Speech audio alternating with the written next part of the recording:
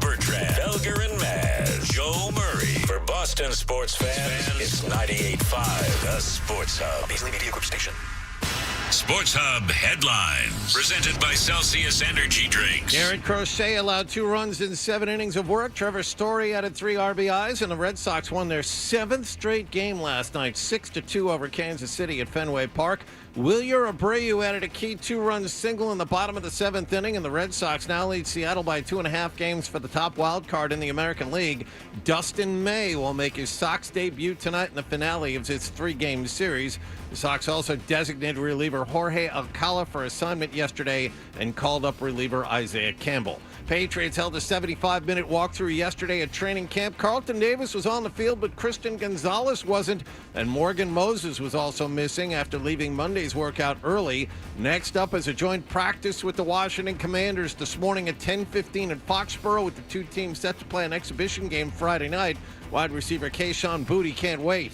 We've been going against each other since the spring, so I think it'll be good to go against other people, see different matchups, kind of see where we at as a team. So I think as a team overall, we ready, but we'll find out when the time comes. Patriots have also placed defensive back Marcellus Dial on injured reserve after a reportedly torn ACL at practice. In other NFL news, the Rams have signed running back Kyren Williams to a 3-year, $33 million contract extension. The Chargers have brought back free agent wideout Keenan Allen, and Vikings starting wide receiver Jordan Addison, who's been suspended for 3 games by the league for violating their substance abuse policy.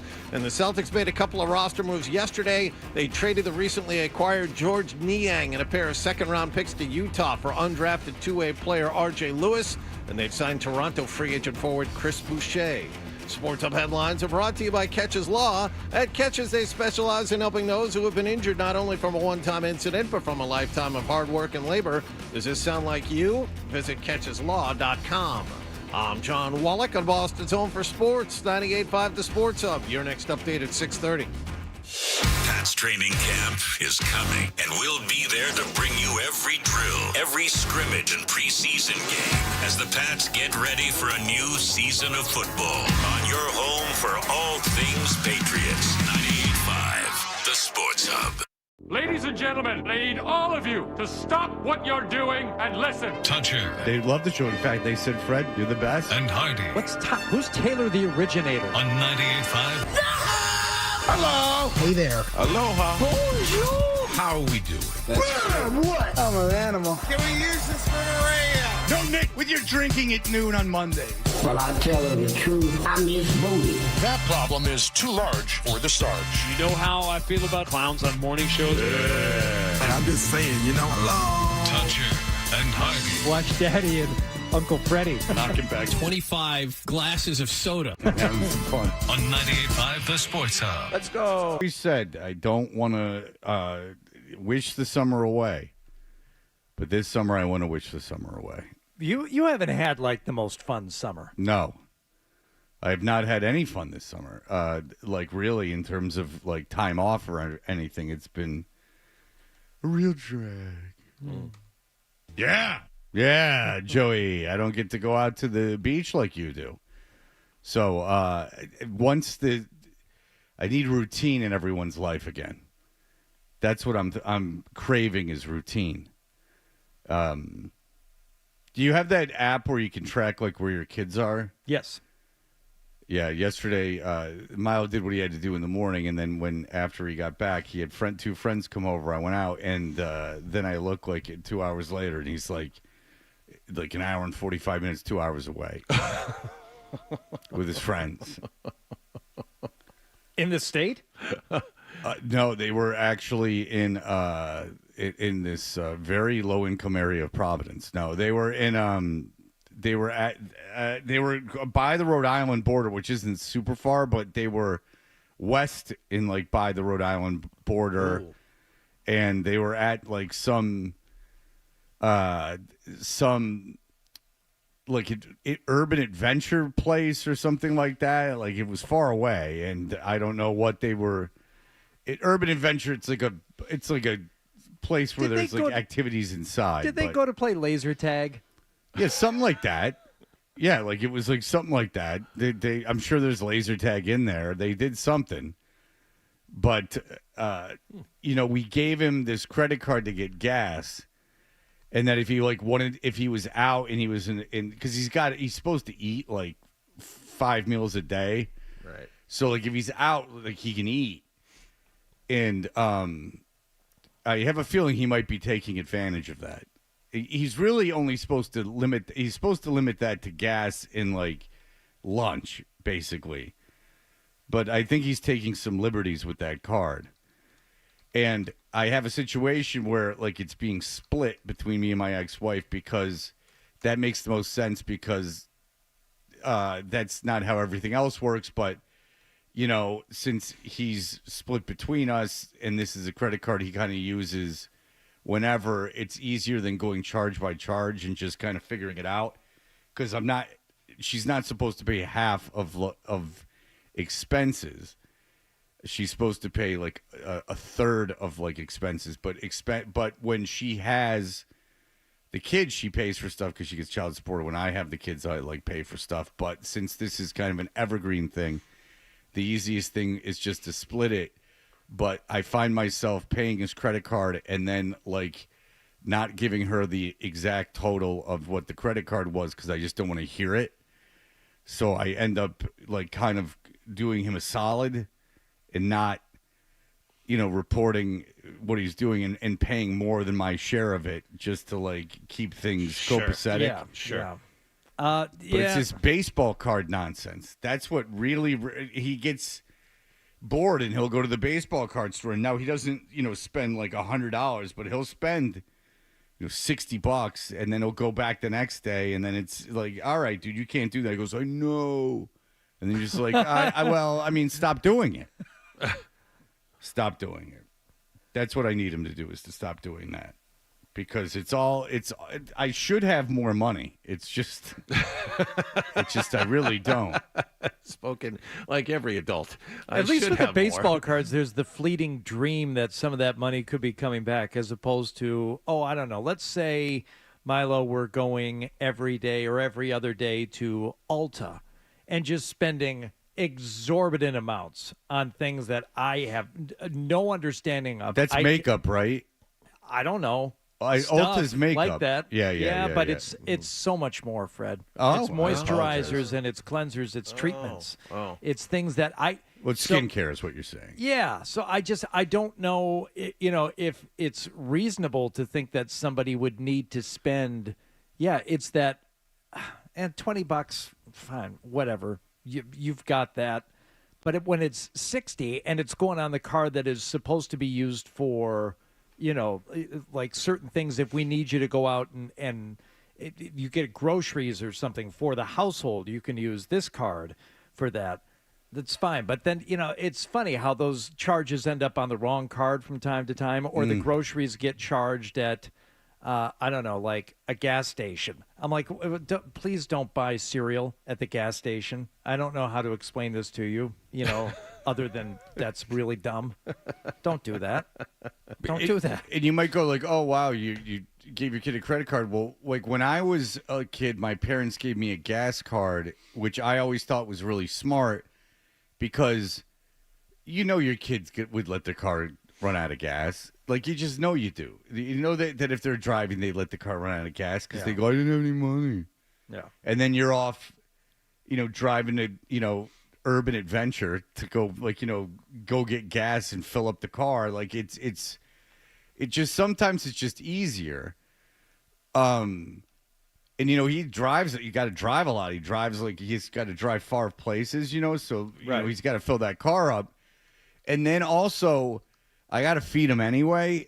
So, like, he's not going to, downtown and, getting some $300 meal. He's not going to the Four Seasons. So, like, he's getting Chipotle or something.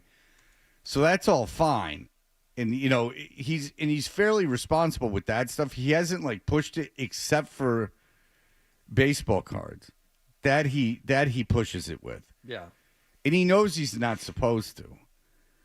But then you get into a thing, it's like, how much do I want to argue about this? I know. And then if I take the card away, that's punishing myself because... That's the key.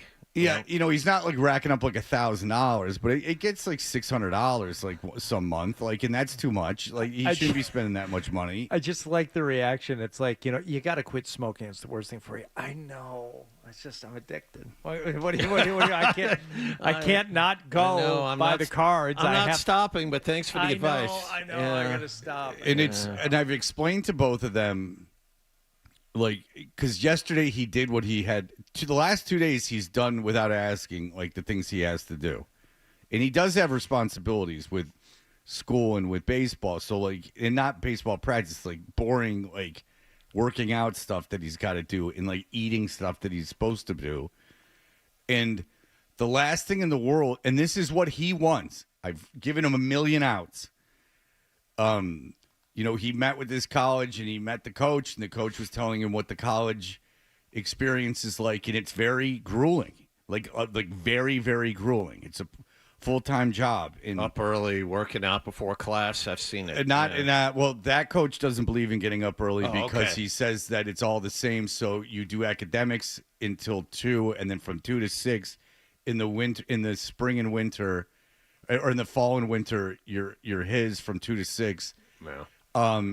You're also, food no longer is supposed to be for pleasure. It's supposed to be to eat and to get macros and calories. All part of a digitized and then program. in the spring, you there's no other thing except for baseball and academics. So he's like, wow, that's like a lot. And I'm like, yeah, it is. And he's like, yeah. And I'm like, you don't have to do this. And he goes, what do you mean? And I go, you could just go to college and be like a normal kid like everyone else. And he's like, but that would be so boring. And I'm like, okay. This was like a natural conversation at lunch this weekend. And I'm like, you could just go to college and be a normal kid. Like, I mean, that's perfectly fine. Yeah. That's what I did. That's what your mother did. That's what, and, a lot of kids don't even go to college. Like, you're going to college. But, like, this is because you'd want to, because he'd want to. He's not an MIT kid that invented something and, really doesn't have to go to college. Like, he needs that. But he's like, that would be so boring. Like, I this is what I want to do. And I'm like, okay. And that was it. I've given him several outs. But I explained to both of them, I said, I hate this. Like, I don't like telling you what to do. I don't want to do it. You're not even really supposed to do it. Child psychiatrists say, like, you're supposed to, like, let him make mistakes and stuff like that. And with my daughter, that's fine, because my daughter doesn't know what she wants to do. And conceivably, you can, as long as you cover some basics, you can. I mean, I'm not concerned if, like, at 26, she doesn't, exactly know, like, Sure. where she's at. I mean, I got into radio, for Christ's sakes. I mean, there were periods of time didn't have any idea what I was doing getting into radio. And I wanted to get into radio since, like, 4th grade. And I didn't do anything in high school or anything to prepare myself to go into radio. Like, I just had that envision myself doing it. And when I got into college, I was a history major.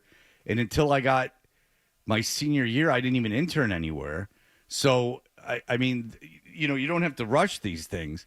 But for Milo, if he wants to do what he wants to do, unfortunately, that's happening now.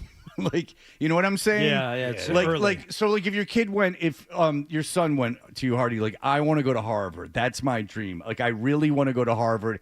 There's this particular professor and whatever I want to do that's like, you're guaranteed to get into this, like, realm. Then you would have to be to him like, all right, well, you have to do A, B, and C, and that has to be done. Like, you have to start doing that now. Like, you can't, get a C. Like, I guess to go to Harvard, you can't really get a B. Yeah. So, and plus you have to have all these extracurricular activities and community service and, like, all this other crap you probably have to do. And not much longer, you got to be a minority. And so, like, there's this, it's highly competitive. So, like, with him, like, what he wants to do is very realistic, but it requires, in order for him to have the best opportunity and, like, have more say in the process, like, now is when this is all started. Yeah. And it's in a lot of ways not ideal for anyone because who wants to tell a kid going into his junior year of high school, like, you have to eat 5 times a day. You have to travel. You got to travel. You got to go drive work to out, Hudson you to go gotta work out. Like, it's around the year. It's a year-round thing. Because it sucks. I mean, like when I was going into my junior year of high school, I was a layabout. I was a piece of garbage. But if you're going to play Division I sports, it's at least 9, 10, 11 months a year you're focused on that sport, and now you're telling your child, okay, it's not just in college. For the next 2 or 3 years, you have to do it in high school to get to the college experience. Right. Now that's brutal to tell any 15, 16-year-old. Like, you can play the sport, so that's accomplished. So, like, you playing the sport, now you're just playing the sport, like, to improve your teams and to, show your abilities. That's been proven. What needs to be done now is you got to put on 20 pounds. And, that's not fun. Like, I know it's not. And you don't have to do it. But if you keep saying this is what you want, you're going to be disappointed if, like, you don't have, like, every opportunity that's available to you. You have to do these things now. And I know it sucks.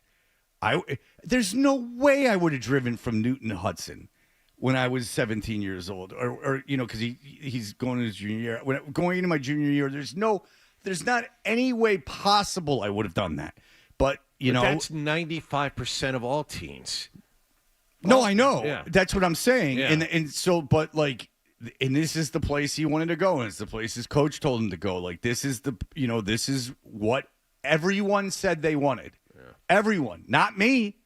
Yeah. And as the caller pointed out on Monday, I mean, I'm really dropping the ball here. Yes. But I think you guys can all relate to this. Is like and it's just funny because I don't think kids understand, like it sucks. It sucks. Like, telling one what to do sucks. And I'm not going to ride them. Like, I'm not going to sit there and, like, yell at them and, be a coach parent. Like, I'm not doing that. So, but and I don't want all our conversations to be about you have to do A, B, and C today. So, like, when on the days like Monday and Tuesday where he does it on his own, what a refreshing day. And then I guess that's why I cover this credit card bill. Because it's like he didn't make me tell you what to do for 2 days. Yeah. He just did it. And isn't that fun? Yeah, I mean, you got to pick your spots for, I guess, rewarding isn't the right word, but for, just kind of letting stuff slide. And even if it's stuff they're supposed to be doing anyway, it's nice when they do it without being asked. So, okay. Well, yeah, I mean, he's got to take his SAT tutor. He's got to do 30 minutes of SAT work a day. He's got like summer work he's got to do for school. He's got to do this community service for school. He's got to, and then he's got to do this working out stuff because he likes the baseball stuff, but the working out stuff's not fun. No. So I get it. I wouldn't want to do it either. But here we are. This is the deal. But it is interesting. It's just you don't want to bother him, but then you don't want to sit there and hear him complain when, next summer, if, it's schools that he's not necessarily like the most interested in are, the ones that are interested in him. That's what you want. But there you go. That's what goes on with kids. It's no fun. You just wish that my daughter's fun. I mean, I just have to go, like, you have to do your summer reading.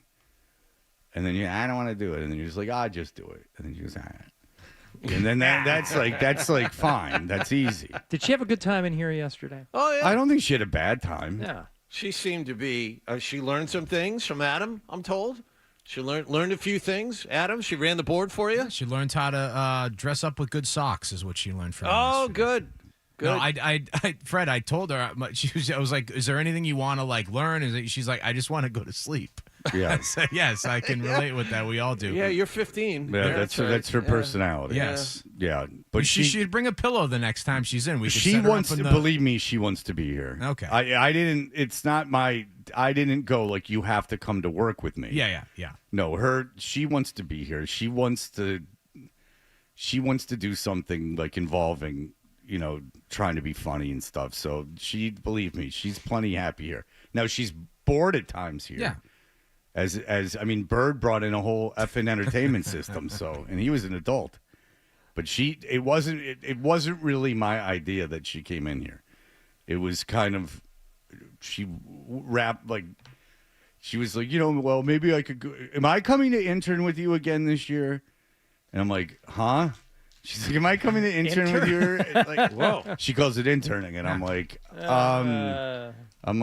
well, she's not doing anything less than the other interns. So I'm like, all right. I'm like, yeah, if you want. And she's like, wow. And I'm like, okay, yes, so you have to come intern. That is a good question. What do the interns do? They answer the phone, which was a big albatross because Zoe could have answered the phone. Yeah. Is Cece here? Yeah, we got Cece here tonight. Okay. Nice. Yeah. Oh, I wish Cece... Is Cece here tomorrow? Yes. Oh, good. Because that will make Zoe happy. Good. Yeah, because if there's a younger girl here, that will make Zoe very happy. I think she'll be more comfortable. She can learn from Cece. Yeah, because there's There too you much go. testosterone in that room between you, Nick, and Narayan. I mean, it's a very intimidating room. Especially Nick. All men's men in here. Yeah, absolutely. I mean, you expect a 15-year-old girl not to be overwhelmed by the testosterone in there. I heard through my headphones, Nick just goes, "Shut up, Wally." Nick, that's a compliment, Nick. I don't know why you had to single him out as being the most of the most Because non-manly. Because he is. That's because he is. I don't understand why he's upset. All right. Well, John, that you're being not so kind this morning. All right. So we'll be back in just a moment. Toucher and Hardy, 98.5 The Sports Hub. Rebel Garage Solutions, your one-stop shop for complete garage transformation, garage door installation, repairs, epoxy flooring, and smart organization.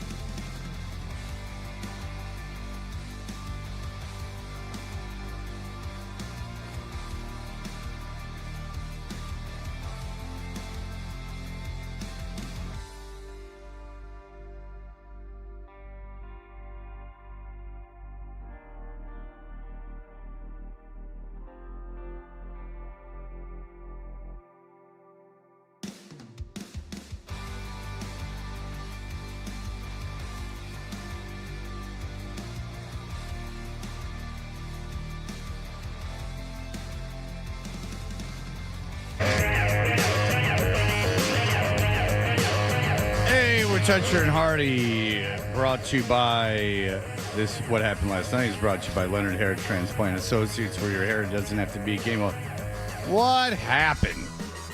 So change your lettuce and change your life with Dr. Matthew Lepresti at 1-800-GET-HAIR. Hardy, what's going down in the streets? Guess what? More Red Sox as they took on the Kansas City Royals again last night. Got things going early. 0-2 is hit to left field, lofted onto the warning track. Why is there a girl talking about baseball? Girls can't play ball. And then Betty Spaghetti throws a baseball right there, right at him. Is it Betty Spaghetti? I don't know. Or is it the blonde one that throws the baseball? I think it was Rosie O'Donnell threw the baseball. Gina Davis caught it. No. There's the guy who's taunting the women in a league of their own. And he pulls his pants up. He throws a dildo on the field. He throws a dildo on the field. That's right. But his big taunt in that masterful script in a league of their own is, girls can't play ball. Right. And they throw a baseball at him. Okay. No, it was the all-women broadcast last night. Okay, now, which they did the favor of hyping up like a great deal and making it all women instead of just giving a woman a chance to do play-by-play and then with Lou, leaving it at that. to have Dave take the night off, have Lou sit there, and have Emma Tiedemann do it that way. Yes. So, like, if there is this, okay, I got a bunch of takes on this. First of all. Do I have a problem with women doing play-by-play? Obviously not. But if there's a reason that women don't do play-by-play, and that's because guys that watch sports don't want to hear women doing play-by-play, I'm not positive that's anyone's problem. If I own the business and I want ratings and that's the case, then I don't believe I have an obligation to do anything. I need to make money. But regardless, I'm not saying that's the case. What I am certain of, though, is that maybe the best way, because you said the woman that did the play-by-play last night does Portland. Yes, AA. So she's been doing actual baseball play-by-play without fanfare for quite some time. Yes. Okay. And just to your, I think I know what part of your point is going to be, Fred. Tara Sullivan wrote about this yesterday. The lead in the story is Emma Tiedemann. Yes. And Alana Rizzo don't have a history of working together. Yeah. But once paired for, in essence, exceptional Tuesday broadcast, they made a plan. Okay, so here's what I would want if I was the woman that you just mentioned that does play-by-play. Just let me do a game. Yes. And don't change anything else. Yeah. Yes. And don't make a big fuss about it. Yes. Just let me do the game. Let me do the game and put me with someone who does all the Red Sox games so I have it's going to sound way more natural to the audience. B, it's going to be easier for me because, like, I don't do this all the time for this team. I don't doubt she, can obviously do the play-by-play, but she doesn't do it for this team. So, as you could attest to, John, if there's a color analyst that does it every game, yes, that probably makes it infinitely easier for the person who's doing play-by-play. That's exactly right. And, okay, if, Lou or whoever else is not there to do color, and you bring in a woman to do the color, again, have the regular play-by-play guy there, and then let the woman do color. Infinitely easier. But I also want to say this. I don't know if networks have an obligation to put a woman in as a play-by-play person if that's not what the audience wants. Now, for whatever reason, but I just don't know if there's 30 teams in the Major League Baseball and I depend on my local network revenue to fund my team, it's a big part of making my money, and I feel this would drive off people. I don't know if that's my obligation. No, you're not obligated to do it. You might want to do it, but it's not necessarily going to serve all purposes. And the idea of bringing together 2-3 people who don't normally do this. Now, that's not the case with Emma Tiedemann, and she's got the resume and can do it. She's good, yeah. But do you remember the Celtics game where they're going to put Abby Chin and I think it's Zora Stevenson. Is that Zora right? Stevenson and Jackie McMullen? Oh no, Jackie McMullen did did the color commentary. I forget. I think it was a 3-person Yeah. Who operation. cares? but It was 3 women. Yeah, that don't normally do it. Okay. The point is, Yeah. you're doing it with Abby, who great and could probably do it, like you said, and a fine job with it, and it wouldn't be so jarring, and it wouldn't be so in your face, and it wouldn't be like this. We're insisting upon this, and if you don't like it, then you've got the problem. Well, there's maybe just a problem with the broadcast if you're putting 3 people together who A, don't normally do this job, or B, have never done it together before. I just put myself in let's just say the woman who's doing play-by-play shoes. You're making this way harder on me than it has to be. Like, I want to just get in there, work with people that do it all the time, and, shine the best myself. Yeah. I don't want to be in some, like, Make-A-Wish situation where Dave you're acting O'Brien- like you're doing charity. Yeah, Dave O'Brien takes days off during the season. Right. He does. Yeah. He takes a lot of them. He takes at least 5 or 10 of them off during the season. What, MMA? Give her one of those. And not even, like, the real one. Not UFC, I like was one of gonna those. say it's that Molitor. Or It's like, yeah, it's like What the heck? backyard wrestling. Anyway, I I had to take this off. I'm making $50 to go to Reno to call it I think I'm in the mind. open knuckle boxing match. Bare knuckle brawling. What was the guy's name? They like King by the Kiko or something. What was that guy's name? Butterbean, I'm sure at some point Butterbean. did it. Yeah, he's probably back in there. Now, I think I'm in the minority. I kind of don't care who's calling the game. I don't care. I don't care at all. NFL, this is NBA, coming I from don't a care. broadcaster. If you threw me in something and said, "Hey, we're letting a guy with a hairy back do a show today," and I went, and then they go, and it's going to be like a bunch of other guys who don't do it, I'd be like, no. Yeah. Put me on with the people that do it. Because if, like, she goes on with Lou Merloni, Lou Merloni is being, like, obstinate or being difficult, he comes off as the dick. Like, if you put me on with a bunch of... And I don't know how many people usually work for a game, but there were 6 women on the stuff that I saw. Like, they were advertising 6 women. I don't know... Was everyone talking? No, you have the 2 up in the booth, 1 on the sideline with Jamar Webster, and the other 2 were back in the studio. You see what I'm saying? That's again. This sounds like a charity thing. Yeah, Karen had the night off. I mean, everyone. You're like making it like charity. Like, aren't we nice for being this philanthropic as to give these women this opportunity? And that's not what you're trying to accomplish here. It does them no good and no service to make it look like a take your daughter to work day. Don't do that. No, Just and have that's somebody what go in the booth. Have somebody be there on a semi-regular fill-in basis. Yeah, just do it that way. It seems like an empty gesture. That's like a stunt.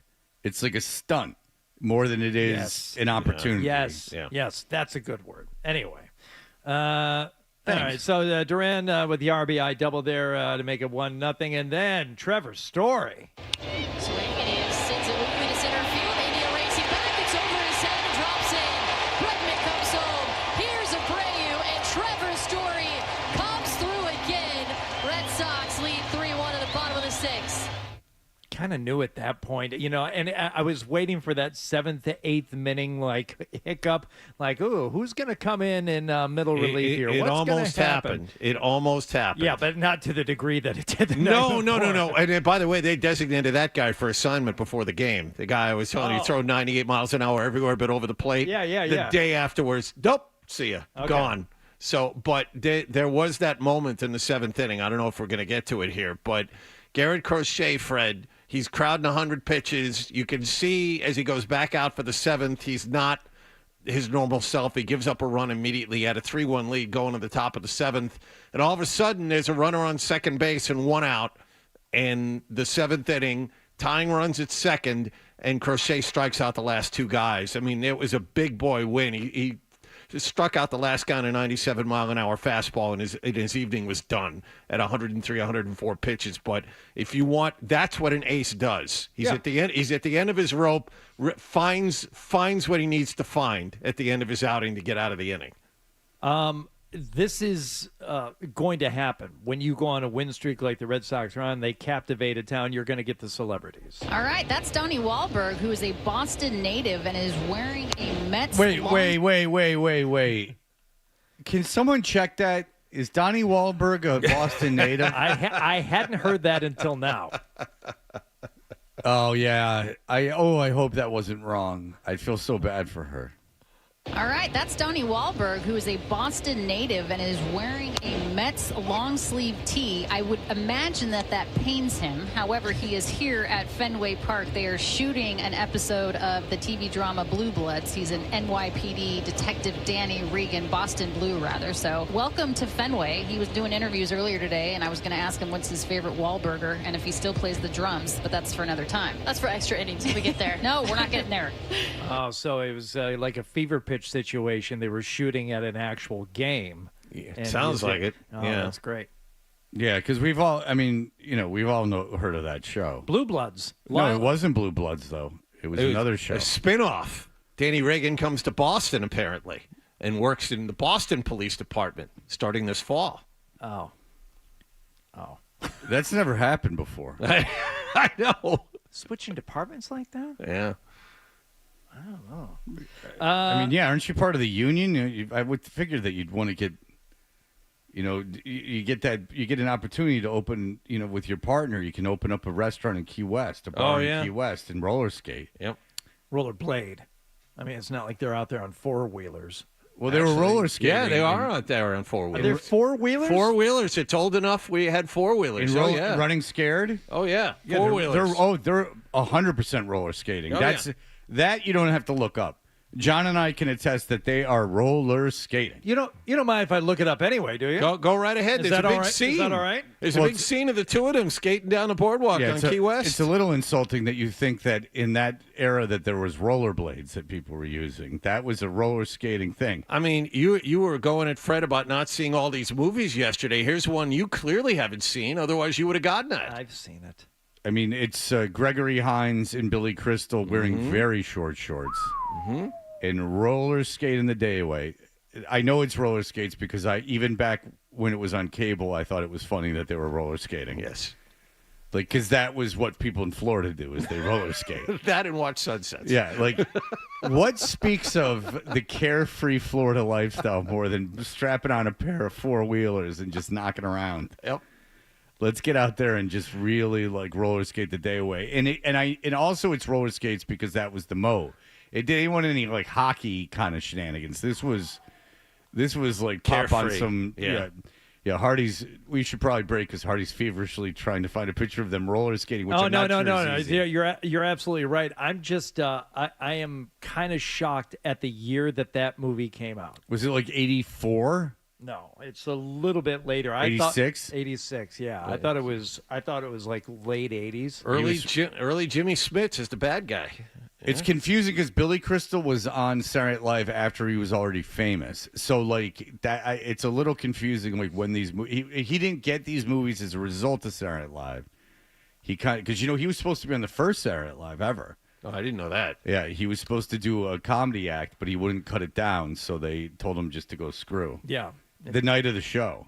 Oh, or they kept. I watched the movie, and according to the movie, they kept like cutting the time that it was going to be. No, and that's accurate. Now, I don't know if that's exactly how it happened, but yeah, Billy Crystal was supposed to do an act, and so was this other woman, and they said, you have to cut, and he goes, well, I can't, because what it was is he was going to have an audience member get a bowl of chips and crinkle the chips as he walked around. He was still doing that into the mid-'80s and early '90s. That never left his act. Yeah, I don't know if I've seen it, but and they said, well, you have to cut it down. And he goes, well, I can't because it requires all this stuff. And they're like, okay. It's a slow burn. It's a slow burn, baby. All right, so we'll be back in just a moment. Here are the headlines. Essential Sports Hub headline presented by Celsius Energy Drinks. Red Sox won their 7th in a row last night. They beat Kansas City 6-2 at Fenway Park. Garrett Crochet, 7 innings for his Major League high 13th victory of the season. Dustin May makes his Sox debut against the Royals tonight. Patriots will hold a joint practice with the Washington Commanders this morning at 10:15 behind Gillette Stadium. This is in anticipation of a preseason game between the two teams Friday night in Foxborough. The Rams have signed Kyron Williams to a 3-year contract extension worth $33 million. And the Celtics traded George Niang and a pair of second-round draft picks to Utah in exchange for rookie two-way player R.J. Lewis. They've also signed Toronto free agent big Chris Boucher to a 1-year contract. Sports Hub headlines are brought to you by Dr. Matthew Lopresti and Leonard Hair Transplant Associates, the hair doctor of Hardy, Rob Ninkovich, and Dave Portnoy. Call 1-800-GET-HAIR for your free consultation. I'm John Wallach at Boston's Home for Sports, 98.5 The Sports Hub. Your next update at 7 o'clock.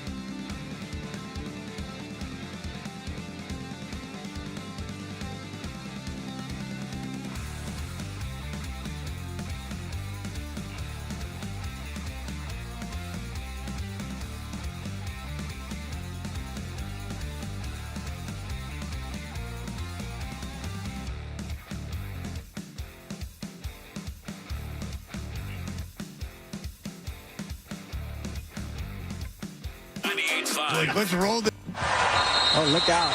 Something just came onto the floor. Got an object that just flew in as the free throw was being made.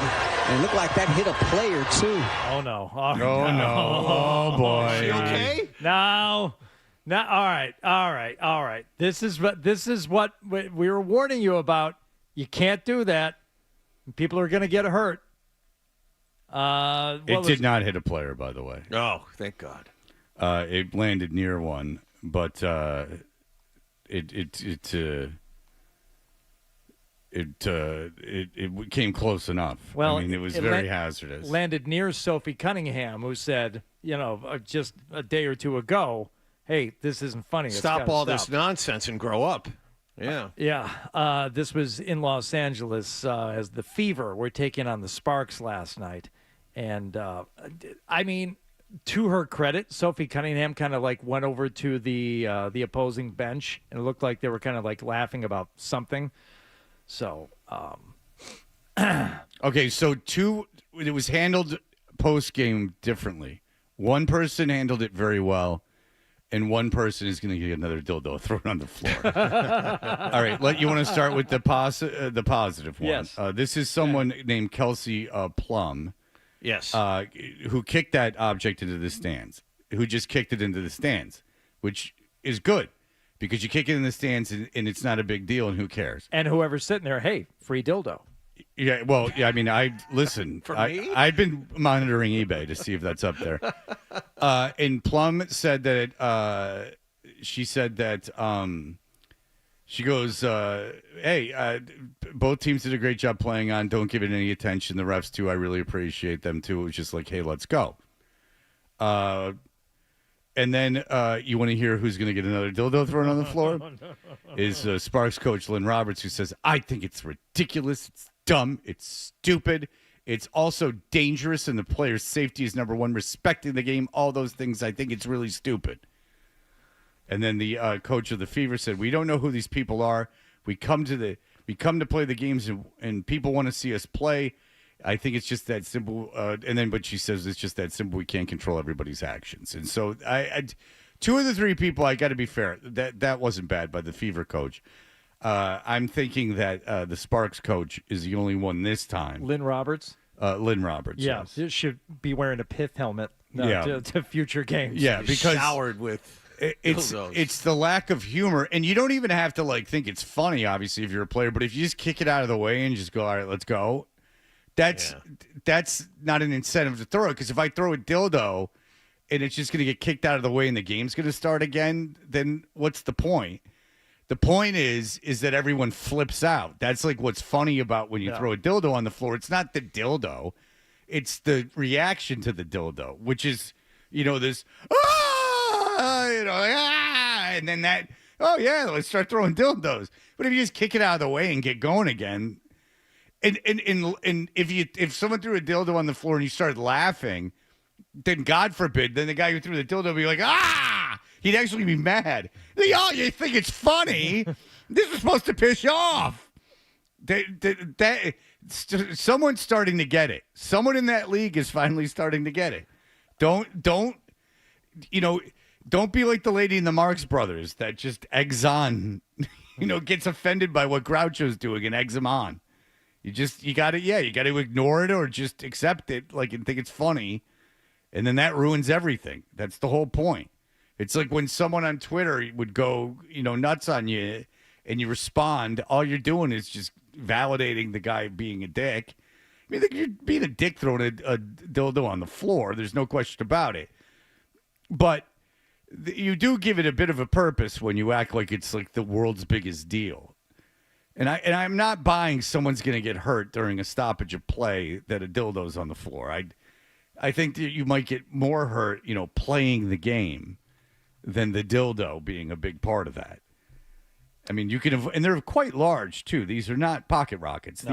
These are big ones. Those don't fit in pockets. Serious dildos. Among other things, the WNBA still doesn't quite get is this whole offer and purchase of the Connecticut Suns. The front office sports reporting that Steve Pagliuca's offer to buy the Suns was accepted by the Mohegan Tribe back in July, but Kathy Engelbert, who is the commissioner of the WNBA, I believe that's the case. Yes. Yeah, like you don't know that? Yeah, sorry. She never brought it to the Board of Governors. Smart, So savvy. that's The Board of Governors will not hear your request, Mr. Pagliuca. that's why we're at. He received a letter of disinvite. The Board of Governors has decided to table this matter. So now, because it was never brought forward and they couldn't make a decision on it, the door is open for other people, like the former owner of the Bucks, who wants to keep the team in Connecticut and put it in the arena somewhere in Hartford. He wants to move the team to the building formerly known as the Hartford Civic Center. It's called something else now. That building's undergoing a major renovation. They think it can host a WNBA team. Last I saw, that building was in a mall, so I don't know if they've made it a separate or not, but that's the building they want to put it. Maybe this is the best thing for Pagliuca. Maybe this wasn't. Maybe this is saving him from himself. Maybe the best thing he could do is not buy the team. And not deal with the aggravation. Let the guy buy it and keep it in Hartford. Because I don't doubt if you put it in Hartford that people would be super psyched. I mean, look, all those UConn fans will go to WNBA games. You're absolutely right. Will go to WNBA games during the summer. Sure, they will. Probably not a better. That's a very interesting point. There's probably not a better place you could have a WNBA team than Hartford. Yeah, maybe I bet you get a bigger crowd there than you do in Boston. UConn's what, 25 minutes north? You would know better than I, but it's certainly. I go by there a lot. Yes, that's true. As you know, my parents live in Knoxville, and like women's basketball is big in Knoxville, it is, and so. I would imagine Connecticut and Knoxville are like the two kind of hubs for women's basketball. They're smaller cities that at least have like a airport and like a population. Yes, there is an airport in Hartford. And so, but I would imagine in the country, those are the two biggest women's college basketball enclaves that are like actual cities. There are tons of UConn players in that league too. So I would think. Maybe that's a better bet. And I'm not being sarcastic. Maybe that Hartford's great. Maybe that's what you do. I bet you could make some money bringing that to Hartford. Stores is close enough. Yeah. So you could probably do it. Because I could see. I heard Matt McCarthy talking about this over the weekend. He's like, I'm in on the WNBA being in Boston. He's like, summer hoops. He's like, I'm not the world's biggest WNBA fan, but I'm a sucker for summer hoops. He's like, I'll just get myself a mint julep and put on a white suit and just hang out. Who cares if they play one of them matinees?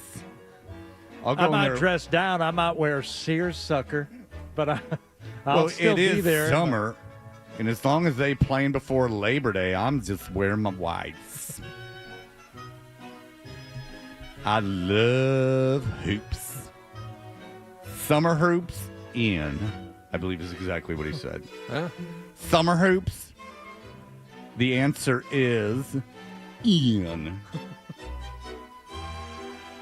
So they you go Pagliuca. So they still want to think of Boston as being an expansion city, but they're not. They weren't in on the first go round here. They said no, Houston would be up next, and that's Detroit, it's Cleveland, it's all these cities that actually went through the proper channels to get a WNBA team. Not Boston. You just can't swoop in and buy a team. Well, the threats of violence in Detroit if they don't get the team is what I'm concerned about. They're just going to burn the mother effer down. I'd be a little concerned if I were the Mohegan Tribe and I paid $10 million for this team back in 2003, and now somebody wants to give me $325 million, and the league won't let me take the money. Well, the Hartford guy's offering like that amount of money too. Apparently, it's a little south of Pagliuca's, but it's over $300 million. Yeah. So I you know what? I think that the league's smart if they put it in Hartford. How about that?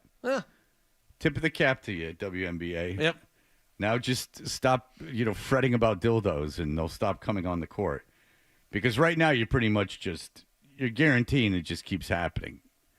The more doth protest, the more dildos doth fall. Well, we had a majority. So saith the psalm. Yeah, we had a majority. That's Psalm 71. We had a majority reaction last night. It seems like the players have gotten together and they get it. It's the coach that acted out this time. Yeah, I think the more it happens, the more the reaction will be better. I saw a video of it's not worth playing because the audio is not great, but it's a WNBA player pulling up to a hotel, and this guy's like got a bunch of cards out, and he asked her to sign her, and she's like, "This is low key weird." And then someone's like, "Yeah, they're autographed hounds," and it's like, "Yeah, I can only imagine that autographed hound in front of the hotel." Wow. I mean, talk about being put upon. I mean, he could flip those on eBay for $7. All right. What you're supposed to buy him a coffee. All right. It is an anniversary of a big day in sports broadcasting. We will discuss that in just a moment.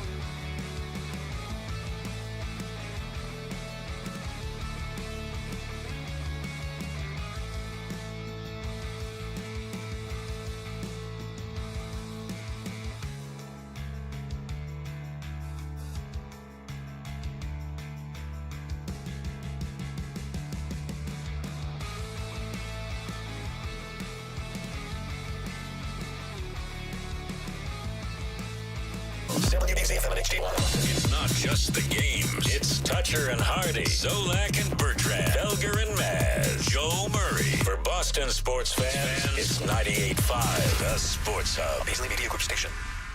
Sports Hub headlines, presented by Celsius Energy Drinks. Red Sox keep rolling along. Last night they won their 7th straight game, 6-2 over Kansas City at Fenway Park. Garrett Crochet allowed 2 runs and 4 hits while striking out 8 over 7 innings for his 13th victory of the season. It's nice still having some team goals, too, that we want to achieve, so there's really something to shoot for. Yeah, arm's been feeling really healthy, so just looking forward to continue to stack, wins. Sox lead is still 2.5 games for the top wild card in the American League. Dustin May will make his Sox debut tonight in the 3rd and final game of this series. The Red Sox also designated reliever Jorge Alcala for assignment and called up pitcher Isaiah Campbell. Patriots will hold a joint practice with the Washington Commanders this morning at 10:15 behind Gillette Stadium. Yesterday, the Patriots held a walkthrough. They were missing Christian Gonzalez and offensive lineman Morgan Moses, among others, at a glorified walkthrough. Defensive back Carlton Davis was out there. The LA Rams yesterday signed Kyron Williams to a 3-year contract extension worth $33 million.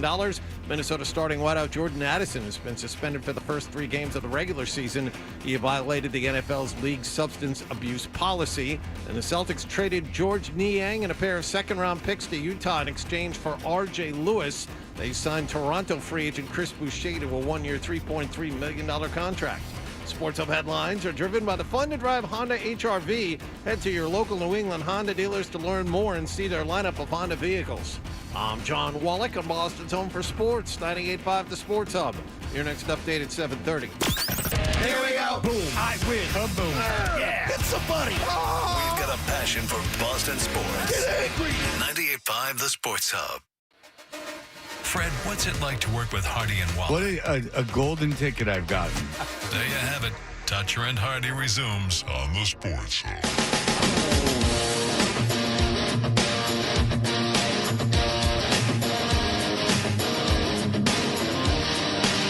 She's got the look, she's got the look, she's got the look, she's got the look. What can the world can make a bright-eyed boy turn blue?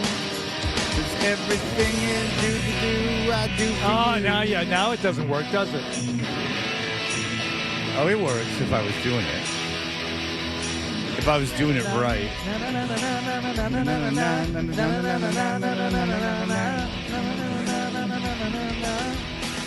All right, we are Toucher and Hardy. You can watch us on YouTube. Subscribe to YouTube.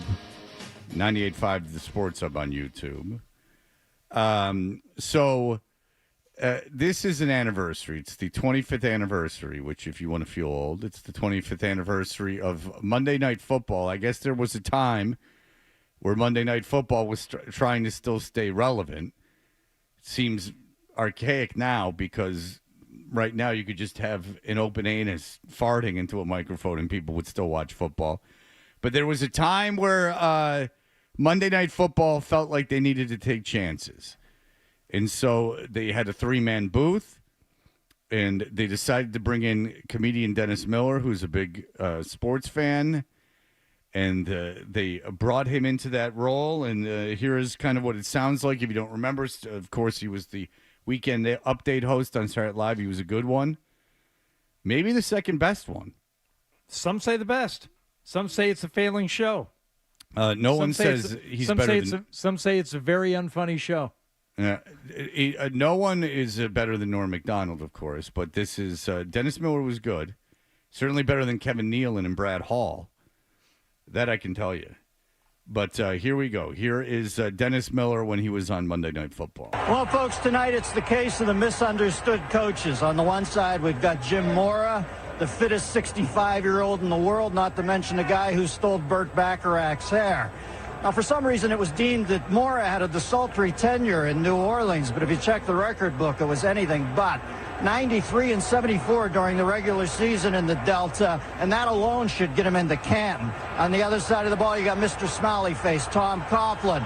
Now, he's still suffering negative PR from that great Santuni inaugural boot camp he held. but if you look at him and his team, they have some sort of bond because these guys play their tookuses off for him. 49 and 31 over their first 5 years, and by any measure, especially an expansion team, that is a flowers for Algernon-like learning curve. Charlie, back to you.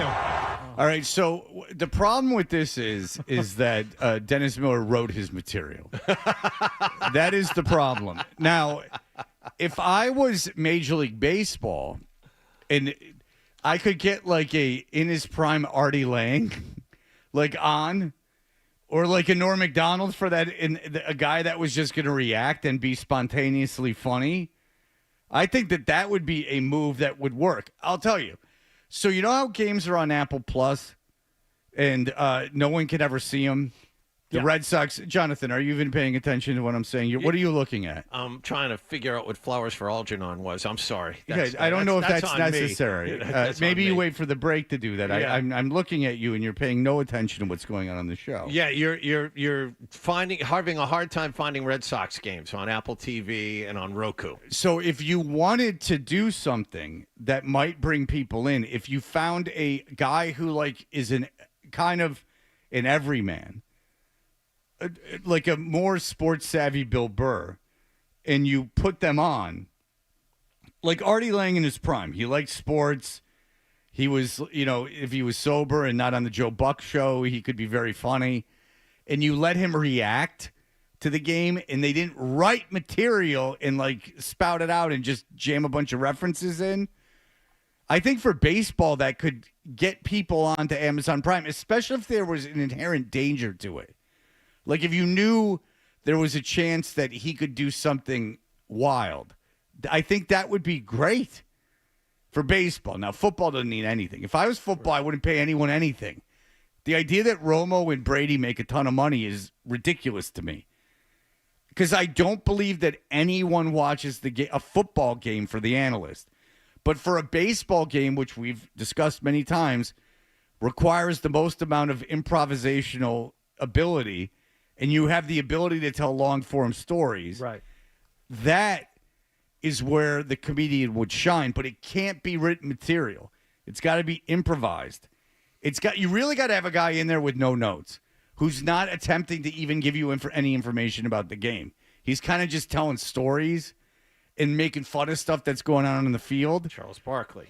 I think that would work. Yeah, Charles Barkley. Charles Barkley is exactly who you're describing. The idea now, and I think networks are actively looking for this, to find their version of Charles Barkley for the other three sports. Right. Well, football maybe not so much for the reasons you just detailed, but the other two, they've had Barkley commentate on hockey games because they couldn't find the Charles Barkley of the NHL. See, hockey, I think, has leaned too much into like bro-y, like ex-players. I think that Bissonnette is an example of that. Yeah, yes. like, and I just think that that's like kind of, feeding the audience that's already been fed. Like, if you get an ex-player that's like that, that's great, and like great for a studio analyst like Barkley.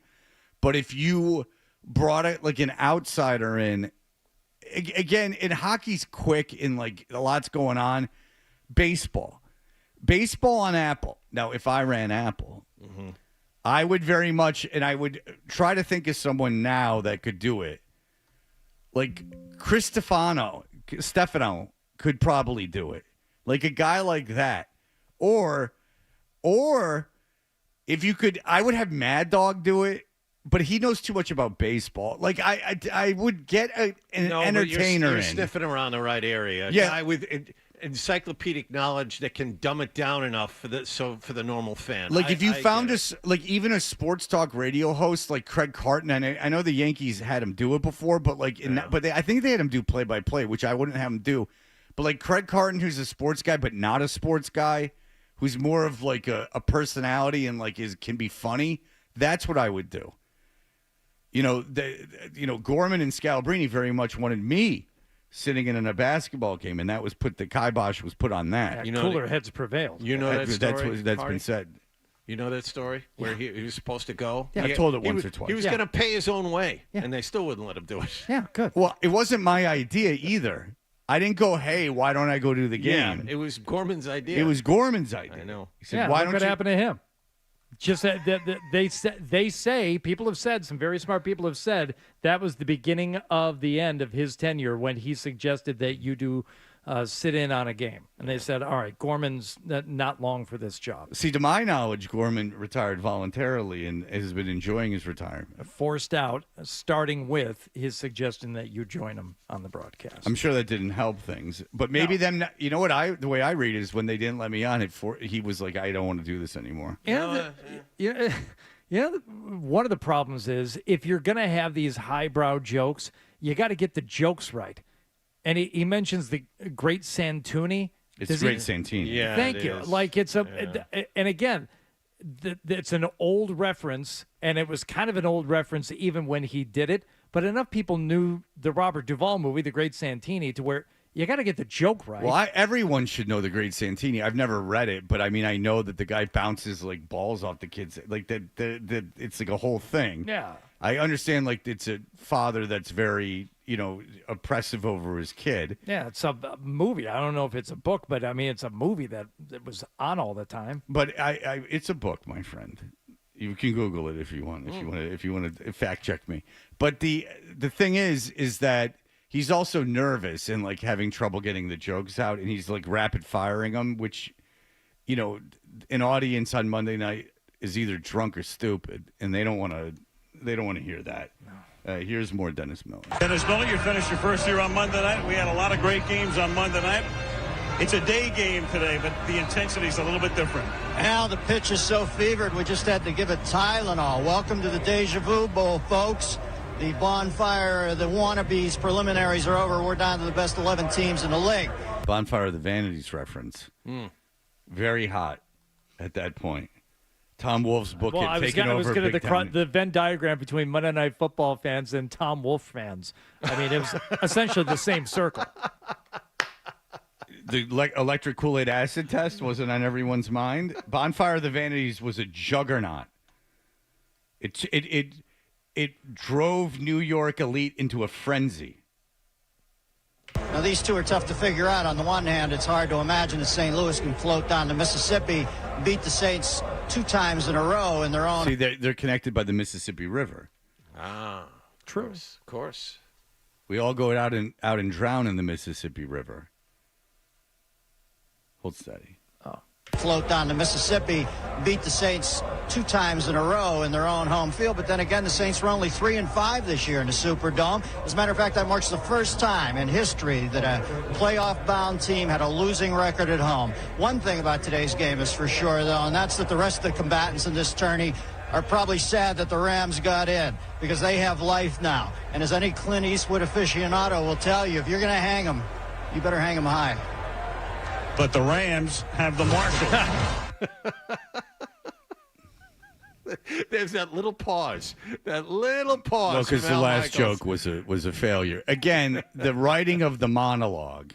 You're right. It is the written, scripted cadence of all of that makes it just insufferable. It's like, oh, okay, you've got this all committed to memory, or it's on a prompter, and I just got to wait for you to be done. You're really not going to tell me anything. You're just going to use this as an excuse to tell a few jokes. And plus, there's nothing like kind of. There's nothing insightful. Or that's not the point. There's nothing like kind of punk about it. Like there's nothing. He's not like if he didn't do any football and he just made fun of the cities. Right. Or, made fun of it being a day game instead of Monday Night Football. Like that would be a little more, rebellious of him. And entertaining, but it's not. Because if you get a guy like that on, the point is you don't know what they're going to say. Are they going to say something? Is he going to get in trouble? Like, is the league going to get pissed? Like, that's the kind of stuff that I would want.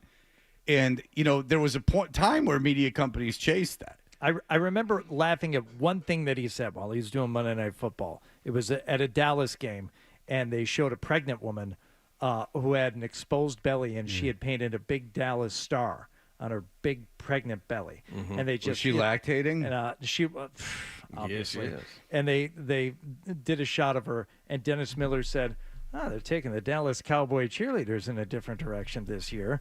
And it was funny. It made Michaels laugh or whoever. Well, that's an improvisational line. Yeah, it was good. That was a funny guy being funny in real time. Yeah. It wasn't a written monologue. Right. You know? Steve, go ahead, Steve. The best person to do that job would be Lenny Clark.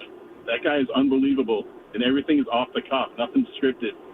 I think that I could deal with Lenny Clark for like a game or two. I certainly could, especially with Nesson, because he's, well known here. I don't know if Lenny Clark has the gravitas to, carry at his age to carry a season. But again, if I'm Apple and I have 20 games, 30 games, and you knew that there was a chance something was going to go wrong, or that, something irreverent was going to happen, or something that was, pushing the envelope was going to happen, and you tuned in to see if that was going to happen, I think that would be very wise. You'd be taking chances. And it's not like an ex-punter or something like that. It's whatever do you mean? Like a real outsider. Whomever do you mean? I meant Pat McAfee. Oh. Like a real outsider with like really no sport connection outside of that they just like sports. That's kind of what I'd be going for. Again, like Artie Lang 20 years ago, I think would have been great. You don't know if he's going to be on heroin. He could fall asleep in the booth. There's a lot of fun things that would happen. I would tune in. If I knew that was going to happen, I would certainly tune in. If there was a sentient danger to it, I think that would be great. And I think the networks would live with it because this is great. I mean, as long as you're getting an audience, who cares why you're getting it? All right, we'll be back in just a moment. Christopher Price will join us.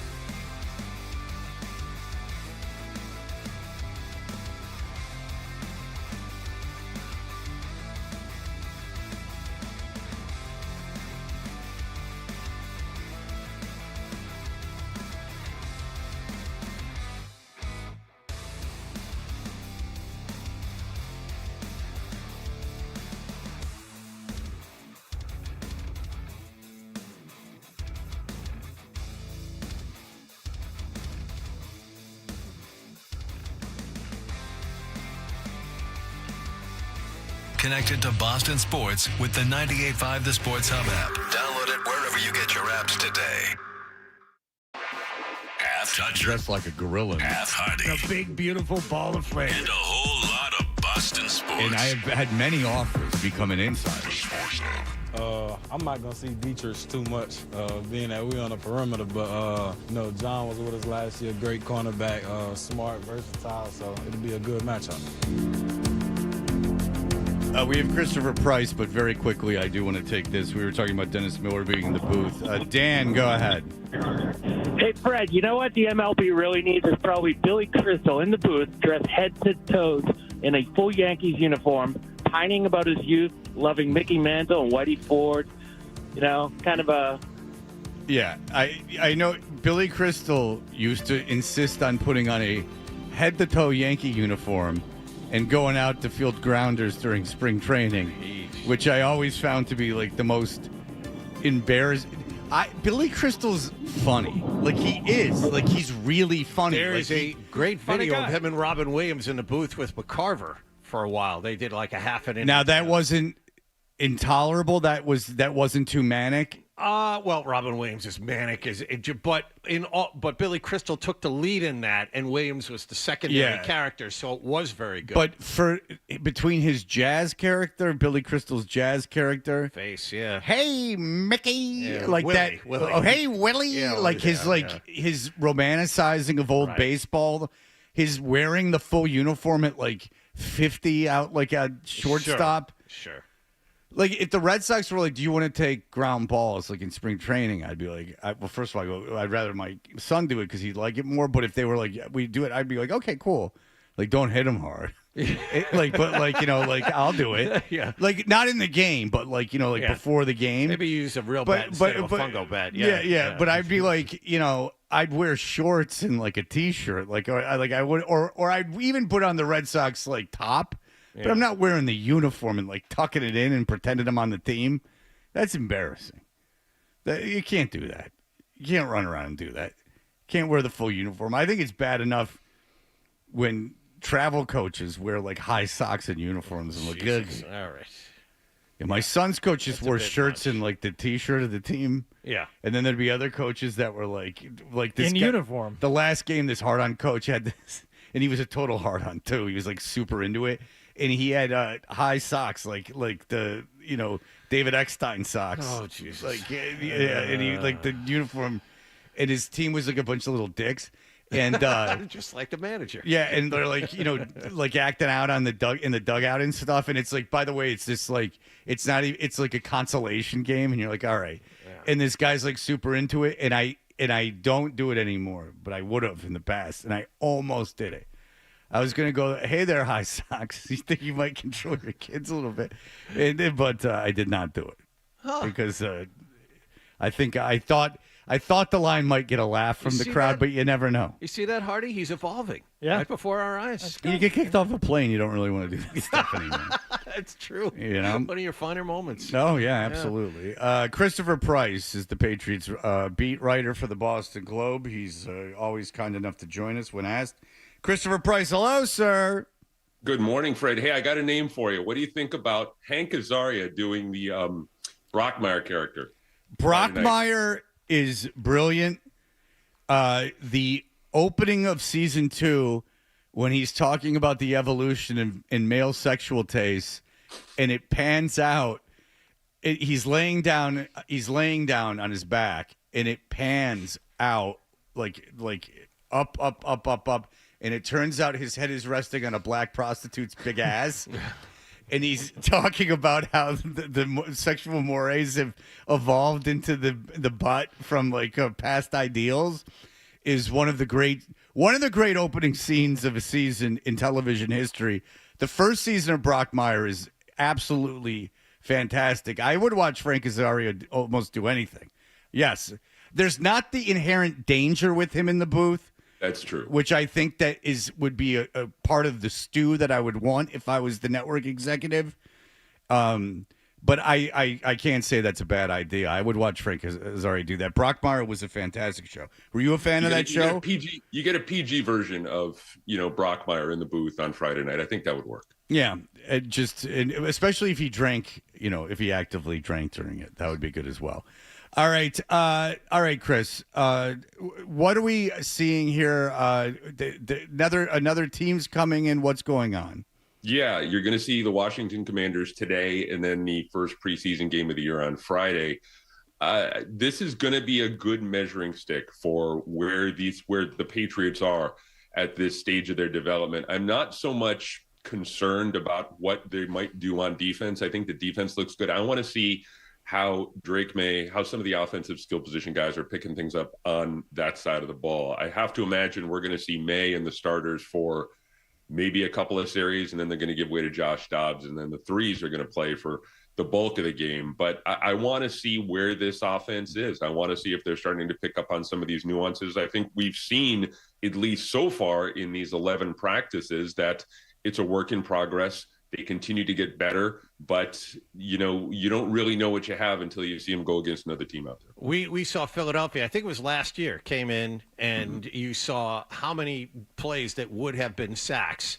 Yes. And that was kind of like, okay, that was kind of a hint of what was to come and how bad the offensive line was.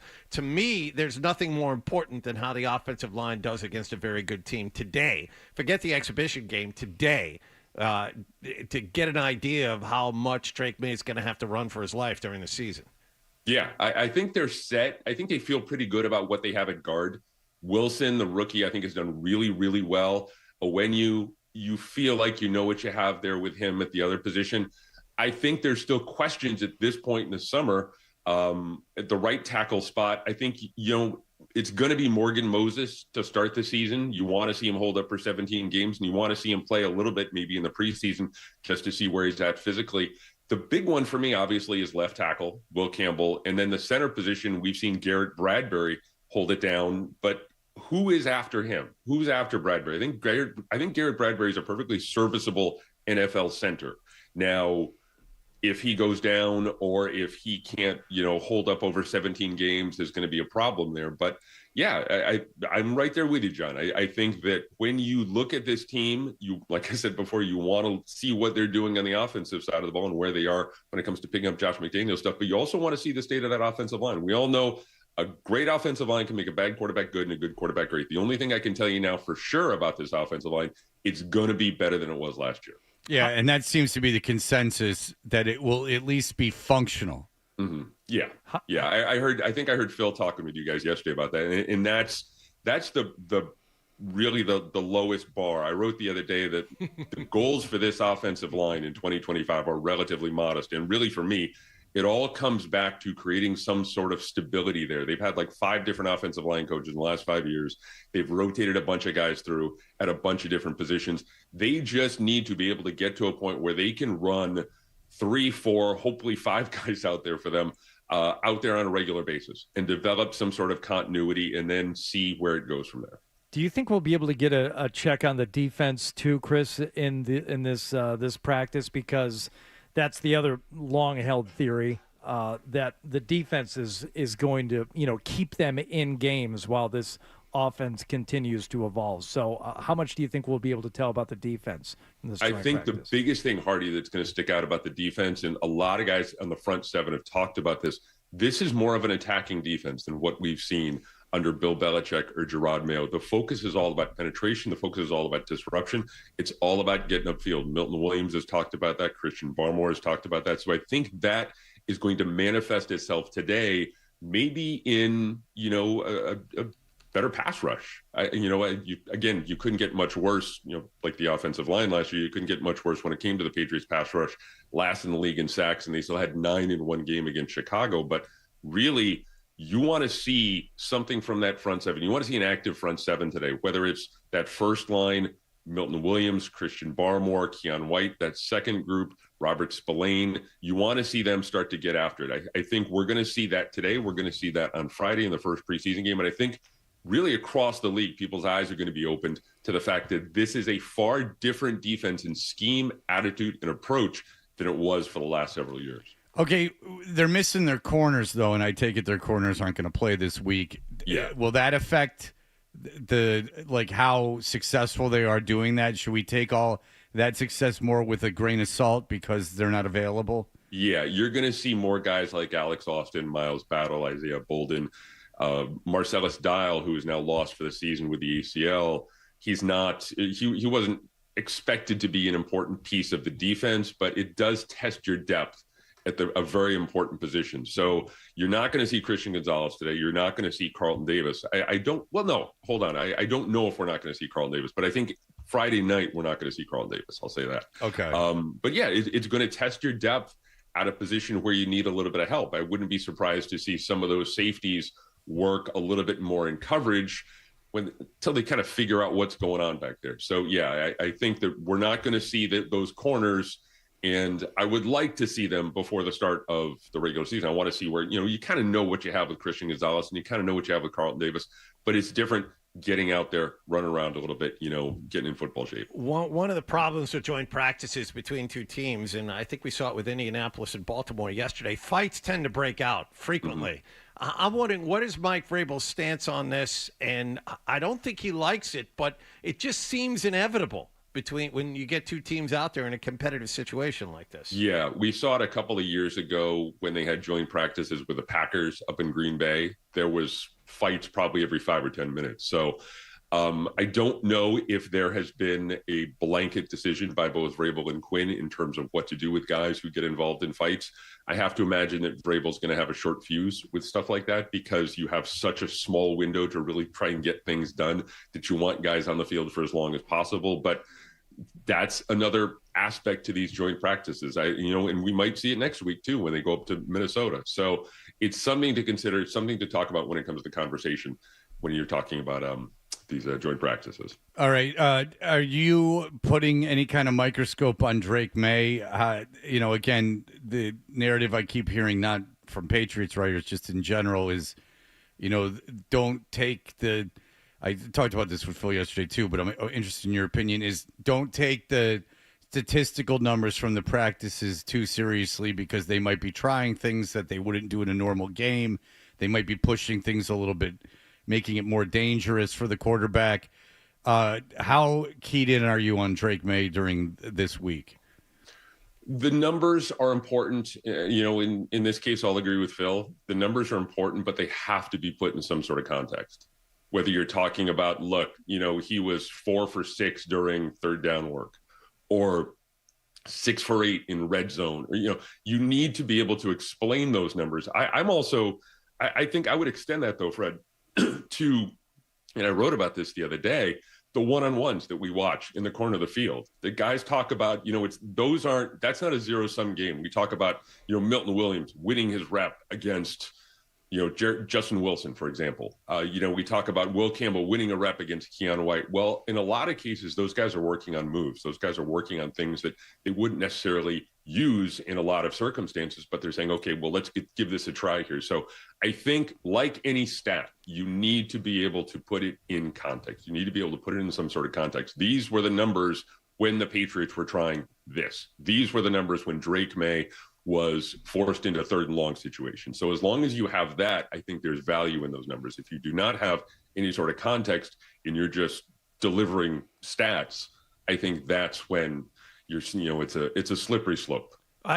So often when you guys are there day after day after day and all the answers tend to blend together, I know you're looking for somebody on this roster with some personality, and it looks like you guys finally found a guy in wide receiver Matt Collins, who is now active. And I don't know what he did to his shirt. He cut it up vertically to give himself ventilation. What's his deal? He dries his hands. Yes, exactly. Got to dry his hands with those tassels. What is his deal? And is he as he seems to be through pictures? Yeah, he's an interesting dude. I did a long piece on him when they first signed him back in March, and I talked to some guys back at North Carolina. He was the last guy to get a scholarship. He was a walk-on, and then he made the team as a walk-on. Then he got a scholarship, and then he became really important to what they needed to do. He is all about going barefoot all the time. It wouldn't be a surprise to see him come into Gillette Stadium in November and December in bare feet. He feels like that's healthier for him. He feels like that's a better approach. He favors wearing, I think there's a shot from last year coming to a game dressed as Fred Flintstone, coming to a game dressed as Animal from the Muppets. Oh, so he's annoying. But he's a great quote, Fred. Yeah, he tries too hard. There are a couple of guys, honestly, man, there's a couple of guys on this team who are like that this year. Braden Swinson, the rookie out of LSU, is also a funny guy. There's a couple of guys who have the potential to be good quotes. Mac Hollins is a really interesting dude, though. I talked to people back in North Carolina, and he was kind of hardcore at North Carolina. Like, he would go after guys, and he would really talk a lot of trash. And he would go after Trubisky before the coaches were just like, look, we need you to kind of dial it back a little bit. But he's going to be a really good piece of the offensive puzzle for them, but he's also going to play a lot of special teams. He loved playing special teams. Go back and you can call it up on YouTube. A lot of his hits, a lot of his work has done a lot of his best work, I'll say that, has been done on special teams. Then the other thing too, he does have the background with McDaniels. They were in Las Vegas together, so he, maybe more than a lot of newcomers, knows what's expected of him in that offense. But yeah, he's an interesting dude. All right. Yeah. Well, Christopher Price, have fun as the bullets start flying for real out there, and enjoy yourself. And thanks so much, as always, for taking the time. Great job, as always. Take care, guys. Talk soon. All right. There you go. Christopher Price. We'll be right back. Here are the headlines. Essential Sports Hub headline presented by Celsius Energy Drinks. Garrett Crochet submitted 7 strong innings, striking out 8. Trevor Story added 3 RBIs, and the Red Sox won their 7th straight game last night, 6-2 over Kansas City at Fenway Park. Dustin May will make his Sox debut tonight in the finale of this 3-game series. Patriots held a 75-minute walkthrough yesterday at training camp. Carlton Davis out there, but Christian Gonzalez was not. Morgan Moses also nowhere to be seen. Next up, as we were just talking about, a joint practice with the Washington Commanders this morning at 10:15 in Foxborough. Patriots have also placed defensive back Marcellus Dial on injured reserve with a torn ACL. And the Celtics made a couple of moves yesterday. They traded George Niang and a pair of second-round draft picks to Utah for undrafted two-way player R.J. Lewis, and they've signed Toronto free agent big Chris Boucher to a 1-year contract. Sports Hub headlines are brought to you by Veterinary Urgent Care Center. With 8 locations in Massachusetts and Rhode Island, VUCC offers compassionate, convenient, high-quality care 7 days a week. Walk in or book an appointment at veturgentcare.com. Veterinary Urgent Care Center, urgent care for your pet's urgent needs. I'm John Wallach on Boston's Home for Sports, 98.5 The Sports Hub. Your next update at 8 o'clock. You're listening to Toucher and Hub.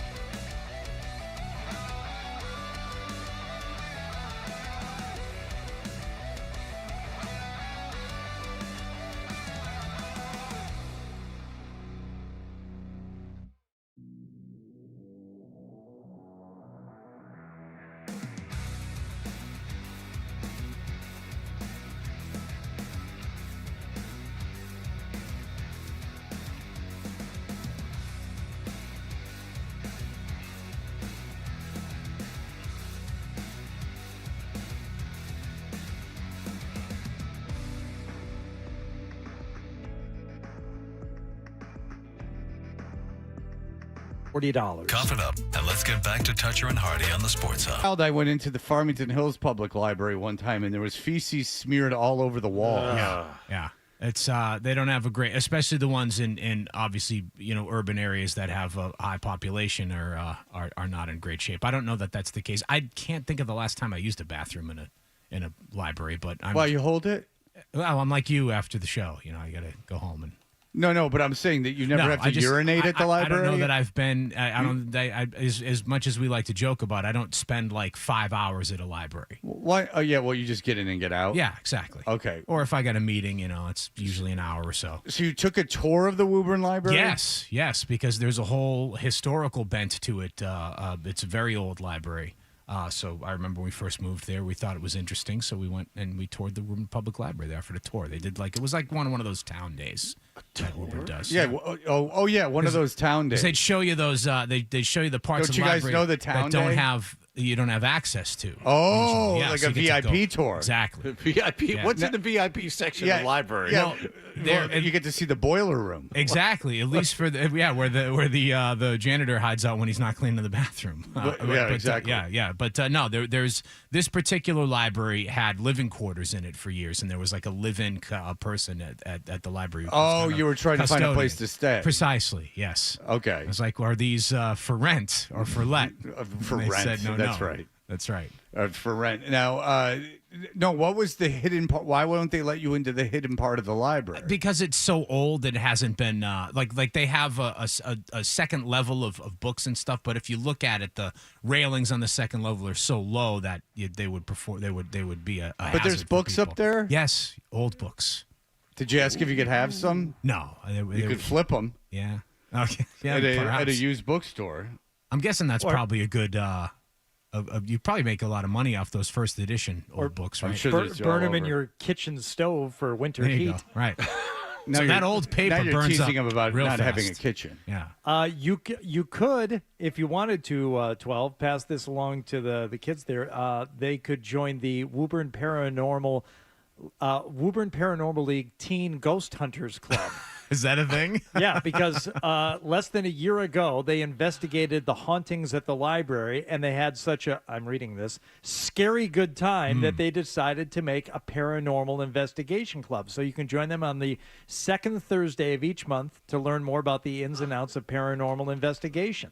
Were your kids pretty hyped when you took them on the library tour? I don't know that the kids were alive yet. I think so it was a young Adam. It was just maybe me and Megan. Yeah, I think we were. Wait, just and you delighted guys in are it. no longer together. That's right. Despite sharing in these activities. I can't believe she didn't stick with you after you took her out on awesome dates like that. Yeah, you're like, you know what we're gonna do today, honey? I got news for you. Don't cost nothing. God, you took your wife on a tour of the Woburn Public Library. It might have actually been when the kids were like super little, because we would take them to the library often. Yes. When the kids are small, Yeah, it's right, something so to did do. I. Yeah, obviously. Yeah, and then you were intrigued enough to go on the tour. Now, did they have like a real hot shot take you around, or? Oh yeah, really. Okay. Yeah, it was similar to the lady that took you and John around Paisley Park. Oh, yes. yeah. No knowledge whatsoever. Said this is a book. Yeah. This looks like an encyclopedia. Yeah, they were not trying overly hard during the Prince Paisley Park This is tour. where the prince lived, I think. Yeah. This is where the prince made a song. You laugh, but Prince it was wasn't close. traditional royalty. He was rock and roll royalty. Hardy, were you on that tour as well? I didn't go. No, it was just John and I and someone else, and we were. I couldn't get in. Really? Yeah. Plus I was. Oh God, that week sucked so bad. It wasn't as bad as Phoenix. Doing the 4 hours every day with Zoe and Beetle, and then I was doing 2 hours on I remember. Patriots.com. So I was. Yeah, it was. You had to walk but like the 50 yards exposure. to the studio. I remember seeing that. But the exposure that you got from doing the Patriots.com had to be unreal. It was good. We had. I think Brian Maury and I did a couple hours on the air one day. It was on camera too. It wasn't just the traditional Patriots.com. Well, I guess they always do on camera, but like 2 hours sitting in chairs and headset mics with, I think, a 90-second break every hour.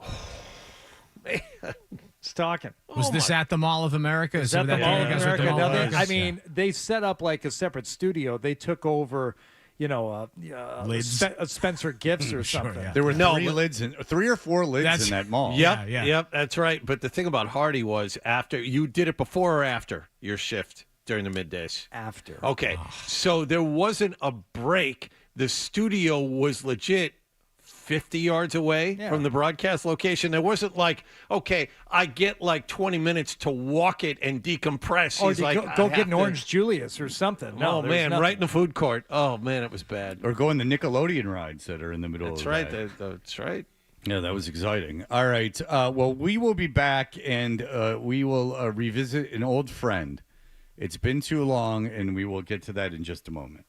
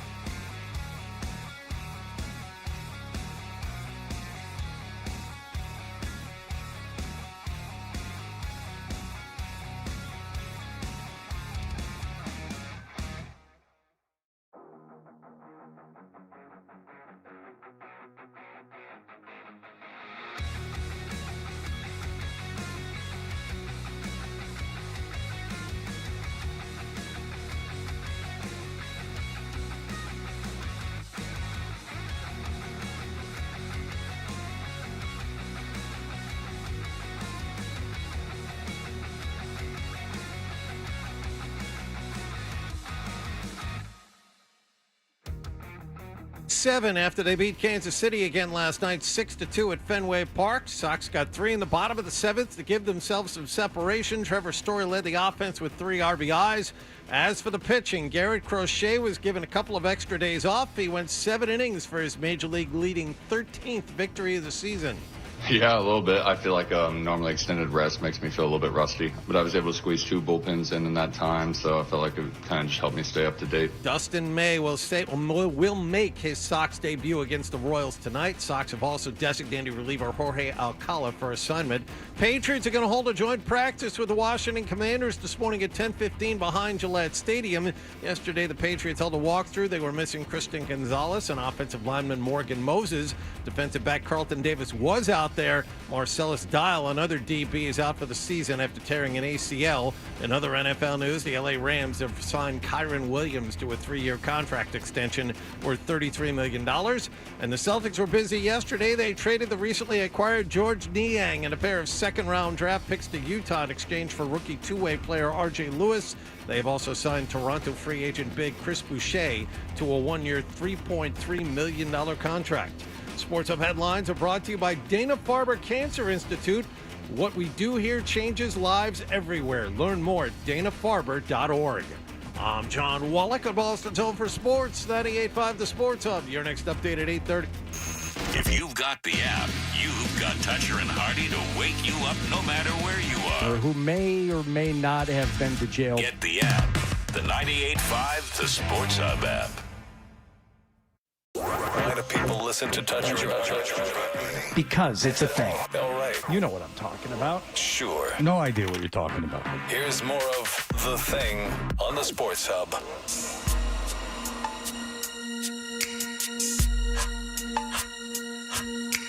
Beautiful, my love. Oh, tell me something beautiful.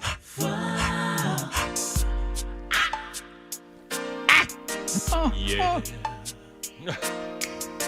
Yeah, fat lady. Even if they're fat. Yeah. All right, if you don't know who's singing this song, his name is Al Cole. And when we all, Adam, Hardy, and I, all worked at WBCN, located in Leo M. Birmingham Parkway in Brighton, Massachusetts. There was WZLX was located just a couple floors up from us. And people would tell stories of the overnight, back when they were overnight disc jockeys, overnight disc jockey named Al Cole making tremendous gourmet meals in the station kitchen area located on the WBCN level. If you went into the studio at night, Al would have the lights off, maybe even candlelight. Al was really a what they call in the business a female wet driver's seat type disc jockey. He was someone maybe that they would run a disclaimer, in fact, before his show that women should probably, if they don't want to damage their upholstery, lay some sort of absorbent towel beneath them. Because but why? Well, Al, because of your seductive ways. That's why. And so, maybe. So I never recall meeting Al, but I had heard a lot about him, and we had played audio from him before. And then as soon as Adam took over, Adam's like, I'm getting Al on the show. Yes. We had Al on the show, and Al was exactly as advertised. That's right. But, alcoholics is what Al calls his fans and his whole enterprise. CBS Radio's own Al Cole. And Adam, you've done some further research. Now, Al's not on the phone with us today. No, we're not having Al on as a guest today, but we do. I had thought, I was like, I haven't looked at Al Cole's YouTube page in a while. Of course, he has his website, but he's active on YouTube. We had pulled some audio of him. He's experimenting with AI. I don't know how I feel about that, but you know. Yeah, you explain that. Like, Al, explain the AI thing that he's doing very quickly, because describe it to me again, because it doesn't make sense if he's not including something in it. Go ahead. So if you look at some of his videos, and we'll play a couple of short clips here in a moment, but he's kind of fashioned an AI version of himself that he calls a robot. I'm Al Cole and I'm a robot. And when you watch the videos, it is this AI version of Al that doesn't quite look robotic, but certainly looks ethereal in a lot of that way that a lot of AI creations look, and it will talk to you while you listen to the video. And it's very unsettling, I'll be honest with you. Maybe you're the one that's weird. Thank you, Al Cole. Well, that works better than AI Sarge, I'll tell you that. AI Al Cole works way better than AI Sarge. And as we'll get to, he's now taking a lot of those AI video creations and working them into. He's created some new music that he has set to some of these AI video. I think he's just taking AI stock video clips and kind of looping them together. Oh, yeah. Well, that's a good business plan. Because if Al's not talking, he's got that seductive voice. Right. It's Al's voice. It is. Do you remember the Conan O'Brien bit where they would have the static? I think it was the Conan O'Brien bit, like the static face and just the mouth. Just the mouth would move. Yeah. Like the old TV show, the Clutch Cargo from the 50s. It kind of looks like that. Yeah. Okay. All right, and so what am I playing here, Adam? What is the first we have clip? a couple of short clips of just to reintroduce everybody to Al and kind of what he likes to talk about. These are teasers, I believe, for things that you can find on his website, and they're essentially almost like a trailer to podcasts and interviews that he does that you can find on his website. All right, so here is a little teaser of what Al Cole has to offer. Hey, it's Al Cole from CBS Radio. And you know what? I'm a robot. And maybe robots offer the most valuable information these days. So I've got some valuable information to offer you. Everybody's heard of the great Stephen Hawking, right? Well, of course. Yeah, of course. I'm like Stephen Hawking's. Well, of course. Except for my brain is located in my pelvis. I'm the Stephen. The penis is guided by the mind. Which is exactly why Stephen Hawking was so brilliant. And I bet you thought that he was one of a kind. But a guest came on my podcast recently and said he knew of somebody who was going to take Stephen Hawking's place. Yeah, he was talking about black holes, but then it took a turn. It wasn't about science at all. Hello. Stephen Hawking. Check, please. The guy that Bill Burr refers to. That smart guy who's always sitting down. Yeah. That's no energy with that guy.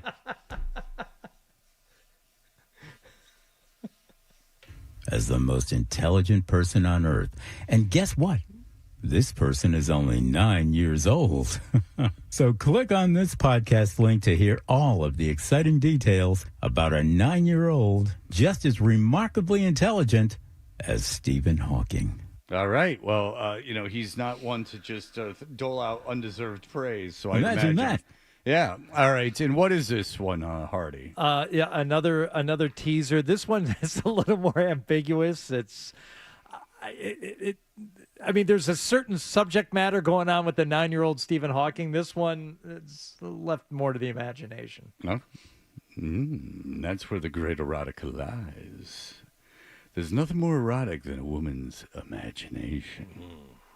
Tell me about it. Rocky Suarez had a great imagination, only rivaled by her cans. Most women are looking for love. No, thank you. It's Al Cole from CBS Radio. Yeah, is he? CBS Radio is not a company anymore. We have talked about how that's been defunct for at least a decade now, maybe more. At least, yeah. Okay. It's Al Cole from CBS Radio, and guess what?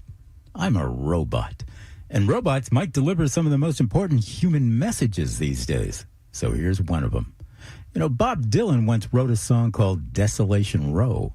The first line of that song was, get this, they're selling postcards of the hanging. Whoa, imagine that.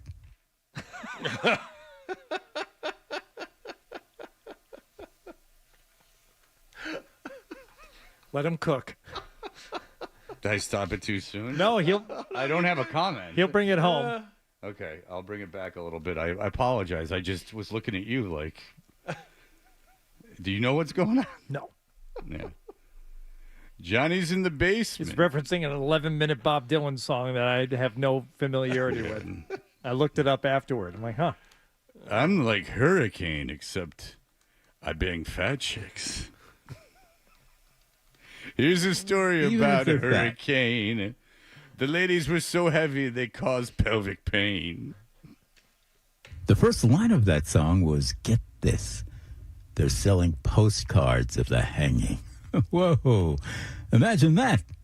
But who needs to imagine? You know, I'm wondering if 21st century America has somehow become Desolation Row.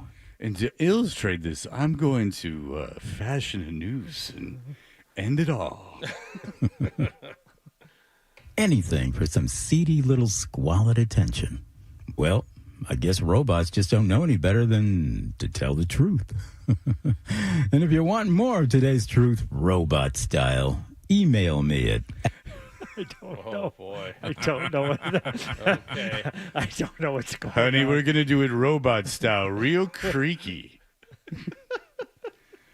All I know is I'm going to have to oil you up C-3PO style. R2, do you?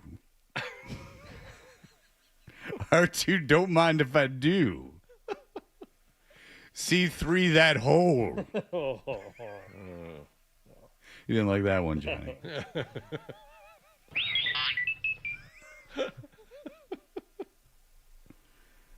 We're all out of oil. I'm going to have to manufacture something.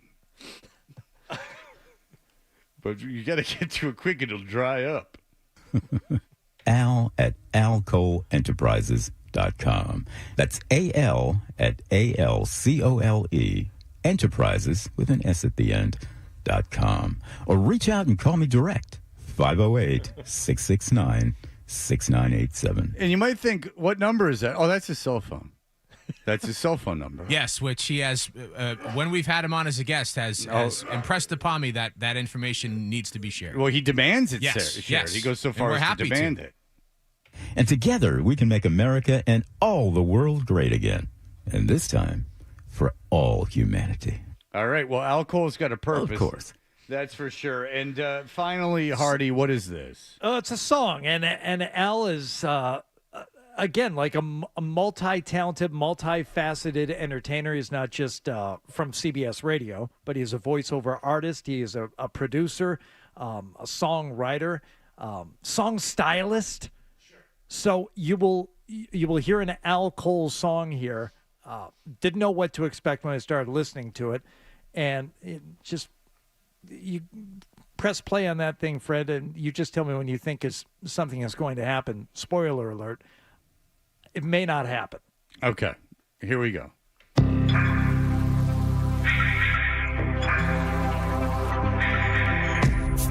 This one goes out to the world, baby.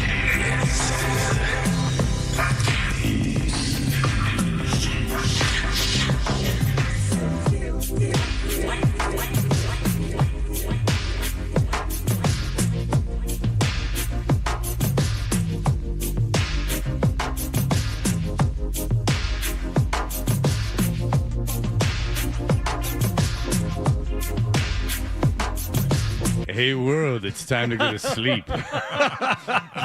This one goes out to the world, baby. Peace. Nice intro. Where are we going?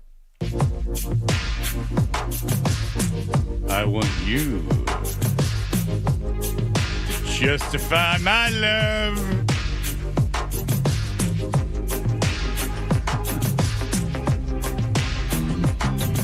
Oh, he just went, Yes. I wonder if this is like the Scandalous Sex Suite, where actually this is just Al making love, and or there's subliminal messages, like, don't go into the microwave. I'm cooking fish. I'm reheating fish from 2 nights ago. Don't get mad. I'm 3 reheating o'clock fish in the morning. at 3 o'clock in the morning. It's gonna smell for 4 days. Whoa. Yeah, if you play it backwards, it just goes fat chicks. I'm open for business. Don't get attached. Robot style. Okay, so there are no lyrics other than the very beginning when he says, "Hey, baby," and this one goes on.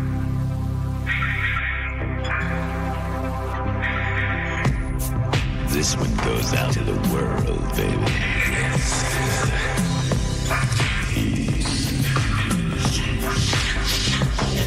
The name of the track is Tribal Peace, by the way. And Tribal there are Peace. 8 different versions of it on Al's YouTube beat. Apparently, he's got the long version, the short version, which is 1 second shorter. Well, these were tracks that he was giving to Gerardo after Rico Suave for him to try to lay something down to. It's odd to release a bunch of remixes when there is no original mix. Well, these were just an overture to Color Me Bad if they ever wanted to get back together. This is encouragement to them. Sure. I wondered what it would sound like if there were actual lyrics involved with any of these. This one goes out to the world, baby. Chill, not on my side, it's my ego becomes a funky child with some more than my tongue. Be like in, take a breath, and my mouth gets loose. So while I scatter my spit, I dream of juice. Have you ever made out in dark hallways? Display a kiss that made your day. I say, play the track from your record collection. Whoa. It's your mix, congratulations. It's Al Cole. Yeah, we be freaky and we wanna stay. Imagine that. It's Al Cole. Somewhere Be Real is saying this is sacrilege.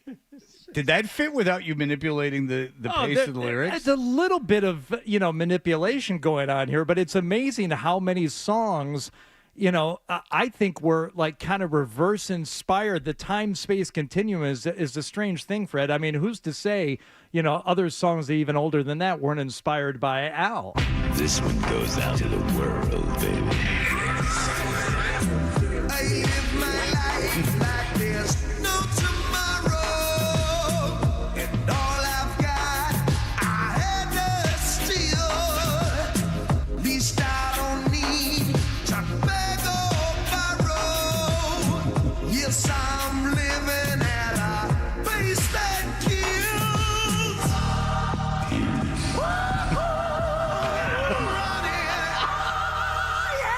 Whoa. I have a feeling if you got David Lee Roth and Al Cole into a room, that would be quite a conversation. Like, if we could ever book David Lee Roth, I might have Al Cole in just to see the two of them, at least talk about past conquests. Al's not just about Boston. He's, all over the world. And, there's this worldly, global feel to it. So, once again, I think, it syncs up nicely with some other songs. This one goes out to the world, baby. All around the world, we can make time. Up and then stop it, cause I'm in my prime. Born in the north, just want to entertain you. Cause I'm down for the state of Pennsylvania. I try not to whine, but I must warn you about the motherfucker from California. Alabama baby said, hallelujah. Whoa. Good rock, girl, I wish you knew ya.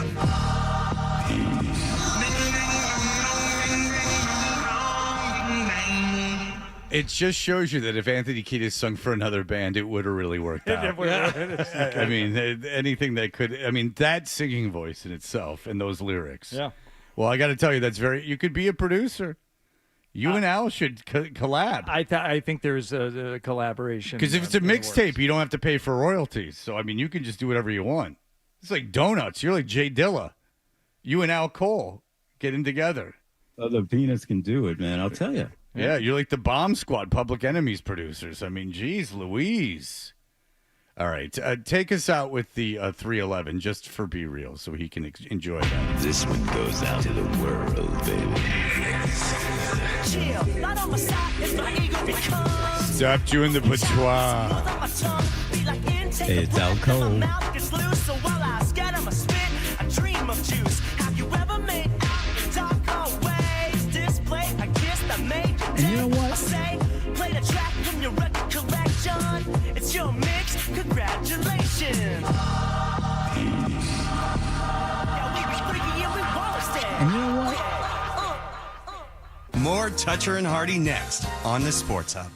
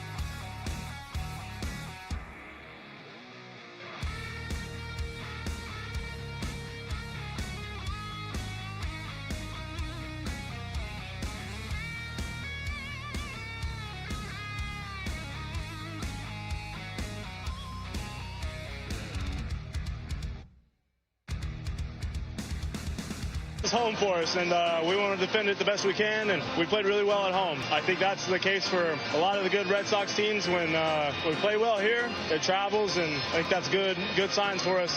Ben, they end up getting swept by the Marlins, which is basically home games in Miami. Yeah. And then they turned around and lost last night. And they have already demoted one of their acquisitions to AAA. All right. So what, Jared, if you feel comfortable, what is going on with the Yankees? Why is this happening? And what is the reaction around the league and with their fan base? I don't think it is that inexplicable. Actually, I don't think it's as big of a surprise as some people have been suggesting that the Yankees are struggling. The reality is the Yankees are a fundamentally flawed team. They've been a fundamentally flawed team all season long, and it's been hidden largely by the fact that they have Babe Ruth in the middle of their lineup, right? Like Aaron Judge is, and to me, the single most important player to his team than anybody in baseball. And suddenly he was gone for a couple of weeks, and they simply could not withstand that loss. Having a guy that's hitting 350 with, 45 homers in the middle of your lineup, it hides a lot of problems, right? So Judge is back now. We have no idea how he's going to perform, right? Like, does he need surgery? He's not playing the outfield. How is he going to do? The reality is the Yankees without Aaron Judge are just a fundamentally different team than the one with Aaron Judge. And we saw that during his absence. And if you're a Yankee fan, you're only hoping that whatever's going on with Judge's elbow isn't so bad that he's able to get back to the performance he had been delivering all season, because if not, it's sort of hard to see the Yankees really rebounding, at least in the way they were before. Okay, is Aaron Boone safe? He just got an extension, but, I mean, they just don't perform. They're not performing. And I know that they've had injury. And like you said, obviously with an injury, Judge was out. But, fundamentally unsound, just not good baseball. Well, you just described the Red Sox, who we'll get to, but Alex Cora is able to squeeze as much as he can out of his lineup while Boone is not doing the same thing. Yeah, like Boone just seems to have like a bit of a free pass some seasons in New York. What's the situation with him? Definitely a lot of Yankee fans that would love for Hal Steinbrenner to part ways with Aaron Boone. The thing I think that's been so frustrating is not necessarily the losses, but it's how they're losing, right? It's what you're seeing on defense, what you're seeing on the bases, the mental errors, the errors in fundamentals. Obviously, what's happening with Anthony Volpe at shortstop has been a complete debacle. And, there might be some more going on there than just poor performance. It seems to be in his head at this point if you've been watching him. Look, I don't think the Yankees fire Boone if they make the postseason. That's just not Hal Steinbrenner's way. Hal Steinbrenner has a management style that's essentially the exact opposite of his father, right? He very much values stability. He's extremely loyal to his employees. I mean, look at the Yankee organization. Nothing ever changes over there. They've had 3 managers since 1996. Brian Cashman's been the GM since the beginning of time, as far as I could tell. It's just not the Yankee way. So I'd be very, very surprised if Boone goes if they make the postseason. Now, look, if they really melt down here and end up not making the playoffs, which is not impossible. As we sit here right now, they're a half game ahead of the Rangers for that last wild card. If the Yankees lose today, they're out of a playoff spot. Then I think sort of all bets are off, because the way Hal Steinbrenner sort of viewed it is like, hey, as long as we're competitive, if we're making the playoffs, we're kind of doing what we have to do, and then whatever happens in October happens. But if they miss the postseason with this team, that's a different conversation. On the flip side, we're all trying to figure out how the Red Sox are doing it. They, too, are a fundamentally flawed team. They run it. The first 3 months, they ran into outs. They made silly mistakes. They created a lot of problems defensively, and they didn't do much at the trade deadline, yet here they are, 7 wins in a row and running away with the wild card and threatening Toronto for the division. In your view, how are they doing this? It's remarkable. Isn't it amazing that we're sitting here having this conversation where when after the Rafael Devers trade, we're all like, well, that's a white flag on the season. And now, here we are in August 6th, and we're talking about, is this team good enough to, make a run, a real October run?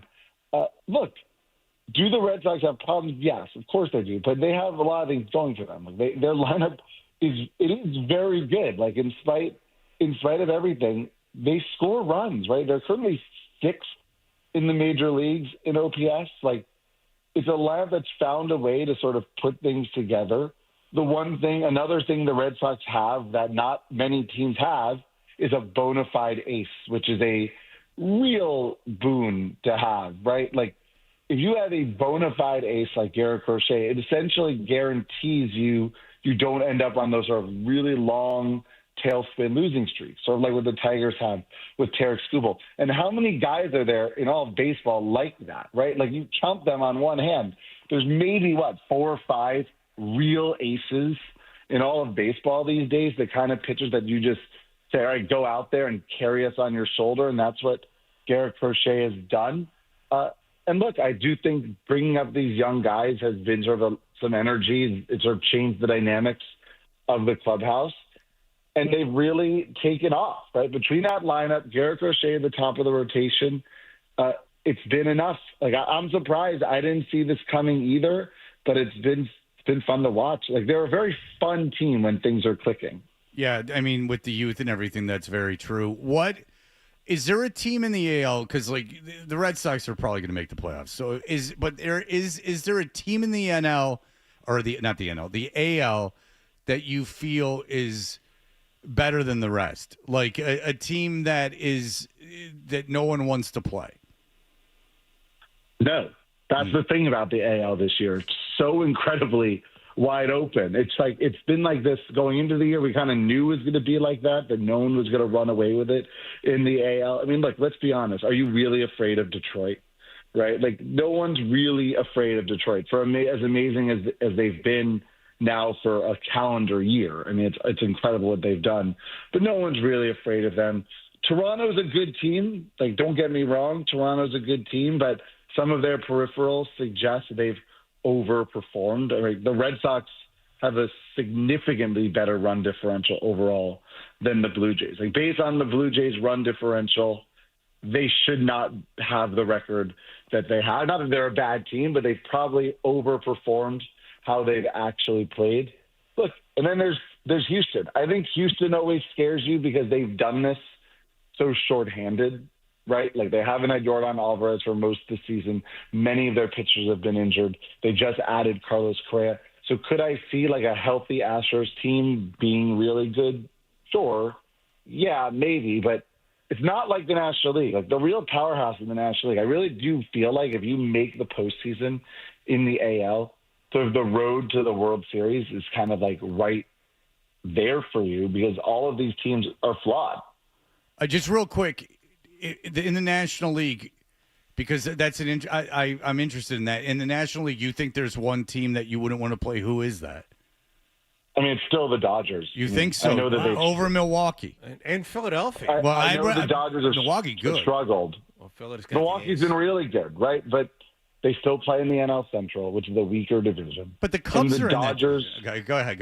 I'm sorry. The Dodgers still have the most talent. Like at the end of the day, they have the most talent. They have been so decimated by injuries.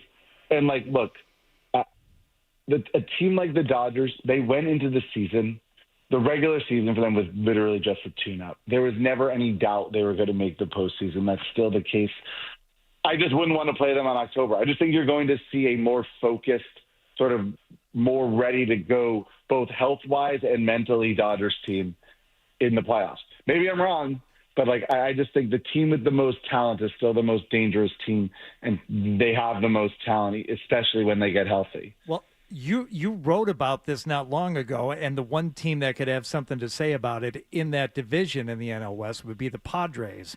And you wrote about, I guess they're, is it Preller? Is he the AJ Preller? Yes. Yeah, the GM there, who's just the gunslinging, making like all the deals every year. Yeah. Do you think they could take a run? I mean, they're 3 games back of the Dodgers right now, and a significantly better record going back to the start of July. I hope the Padres make a run at it. Like, what I really want is for the Dodgers and Padres to meet again in the playoffs because they have had just really incredible postseason matchup these last few years. I mean, look, it's hard to remember this now because it was We know that what ended up happening with the Dodgers. But the Padres had them dead to rights, right? The Padres had a 2-1 lead in that 5-game series last year. It all looked like the Dodgers were going down in the DS, and then the Padres melted down. They didn't score for like 24 innings or something crazy, and the Dodgers came back, and we all know what happened from there. I would love to see the Dodgers and Padres play again. I love A.J. Preller. Do I think he's crazy sometimes?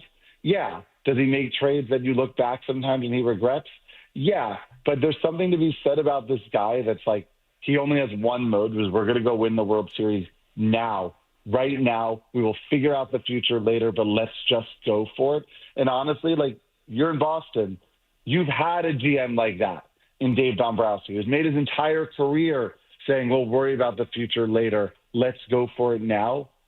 And it led to a World Series title for the Red Sox in 2018. Everywhere Dave Dombrowski has gone, they've won pennants and won World Series. So I love what A.J. Preller does. I think there's a lot of GMs in baseball that can take a lesson from A.J. Preller. I'm not saying everyone should be as sort of gunslinging, crazy, wild as he is, but I do think there's something to be said about actually going forward at a time where like 25 of the 30 GMs, all they seem to care about is like sustainability and efficiency and like worrying about the future. At some point, you got to make a run at it, and the Padres always do. Well, Steve Phillips says the number one way to get fired as a general manager is to do nothing. And, if you're going to be aggressive, at least, there's a chance of winning. How important is it to you, Jared? Because I've heard this debate. How important is it to you? And are there certain teams it's more important to than others to have the best record in their league? You know what I'm saying? Like, is there are the Dodgers, because they're getting healthy and they have so much talent, are they better equipped? They don't need that, they don't need that time off. They don't need that number one seed. Are there teams that you believe that need it more than others? I mean, look, it's just a math problem. You desperately want it, right? You'd much rather not have to play in that best of three series, right? Like you could put the Rockies in that best of three series, and there's like a semi-decent chance they would win it. It's just not enough games. So you want to avoid it, definitely, right? Like, a team that really relies on, you need to get healthy, right? Those extra days are really going to help you. That the way the Dodgers have been seems like it. And look, I think a team like the Dodgers relies so heavily on their bullpen.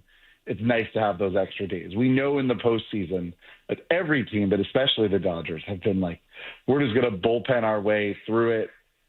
You don't want to put those guys through any more stress. But I think everybody, I don't think any question, everybody wants it. I mean, it's a huge No, advantage. I know you want it, but I just wondered if there's if you thought, you mentioned Detroit, they have a chance of having the best record in the American League. Is it if they don't get that, is a team like Detroit screwed? There's always that debate is, do you, how much do you want that? How important it is to you? And it would seem like if you're a well-rounded, great team, it's not as important to get that time off or to get that as it is if you're another. But maybe I'm off. I didn't know. Like playing in that series burns your ace. That's right. I know that's one of the biggest problems with it, right? So, especially if you're Detroit, for example, and you're so relying on Tarek Skubal to have to use him in that best of three, then maybe you don't have him in the 5-game series, so game 2 or game 3. That kills you, right? So I do think if you have really relying on that number one starting pitcher to have to burn him in a 3-game series, I think it does hurt more than a team that doesn't have maybe that superstar ace like a Tarek Skubal, like a Garrett Crochet. Yeah, because I think Boston and Detroit, if I was looking at the AL, I don't think the Yankees are doing anything. But if in the AL, I think Boston and Detroit benefit the most from that. But that's just my thought. All right, Jared Diamond, thank you so much. Great stuff. Read him in the Wall Street Journal. We appreciate it very much, my friend. Anytime. Thanks, guys. All right, there you go. Jared. There you go. Because I'm convinced the Tigers need to win the AL. If they're gonna do anything, you'll never get a better chance. This is seriously. If you're Detroit and you have battled for so many years to get an opportunity like this, and it's so wide open, you'll never get a better chance if you're Detroit to make the World Series. And I think the Brewers might need to do it too. Yeah, I mean, he mentioned a bunch of National League teams. Philadelphia has that 1-2 punch. Philadelphia. That's why I don't think they need it as much. I agree with you there. Yeah. But they have Wheeler and Sanchez. The Red Sox lost to both those guys earlier. I think it was last month. Both of those guys are dominant lefty pitchers. Right. So, I mean, that's not a team I want to face. And Schwarber and Harper hitting back-to-back in that lineup, that's not a lineup I want to face either. All right. Well, good baseball stuff. We'll be back in just a moment. Essential Sports Hub headline presented by Celsius Energy Drinks. Making 7 straight wins for the Red Sox. They beat Kansas City at Fenway Park 6-2 last night. Trevor Story, 3 RBIs. Garrett Crochet, his 13th victory. Sox and Royals again tonight at Fenway. Dustin May in his Red Sox debut. Patriots will hold a joint practice with the Washington Commanders this morning at 10:15. It'll take place behind Gillette Stadium in anticipation of a preseason game between the two teams on Friday night in Foxborough. And the Celtics traded George Niang and a pair of second-round picks to Utah. They got back rookie two-way player R.J. Lewis. They've also signed Toronto free agent big man Chris Boucher to a one-year, $3.3 billion contract. Sports Hub headlines are brought to you by Sports Etc. in Arlington. Don't miss their Double Down tax-free weekend sale Saturday and Sunday. Only Sports Etc. will match the state sales tax savings on your purchase of new skates, sticks, goalie equipment, and more. Sports Etc. 1303 Mass Ave in Arlington, Boston's best hockey shop. I'm John Wallach on Boston's Home for Sports, 98.5 The Sports Hub. Your next update at 9 o'clock. Toucher and Hardy, 98.5 The Sports Hub. Save up.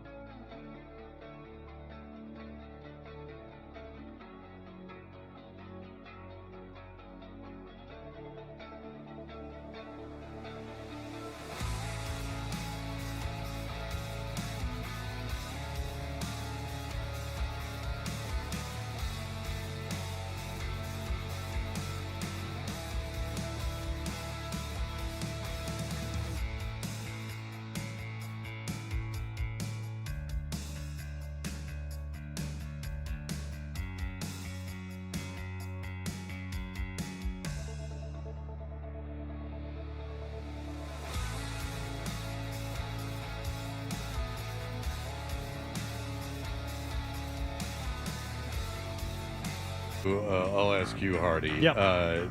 You can be honest if you want to hear this or not. It just kind of someone I know. I did not ask for this, and it was not explained to me until yesterday why they sent it to me. I was sent a AI psychic reading about myself from someone I don't know overly well. It was texted to me. AI psychic? An AI, like an Robot artificial style. Yeah, exactly. Robot style. Do you have any desire to hear what this says? Very much so.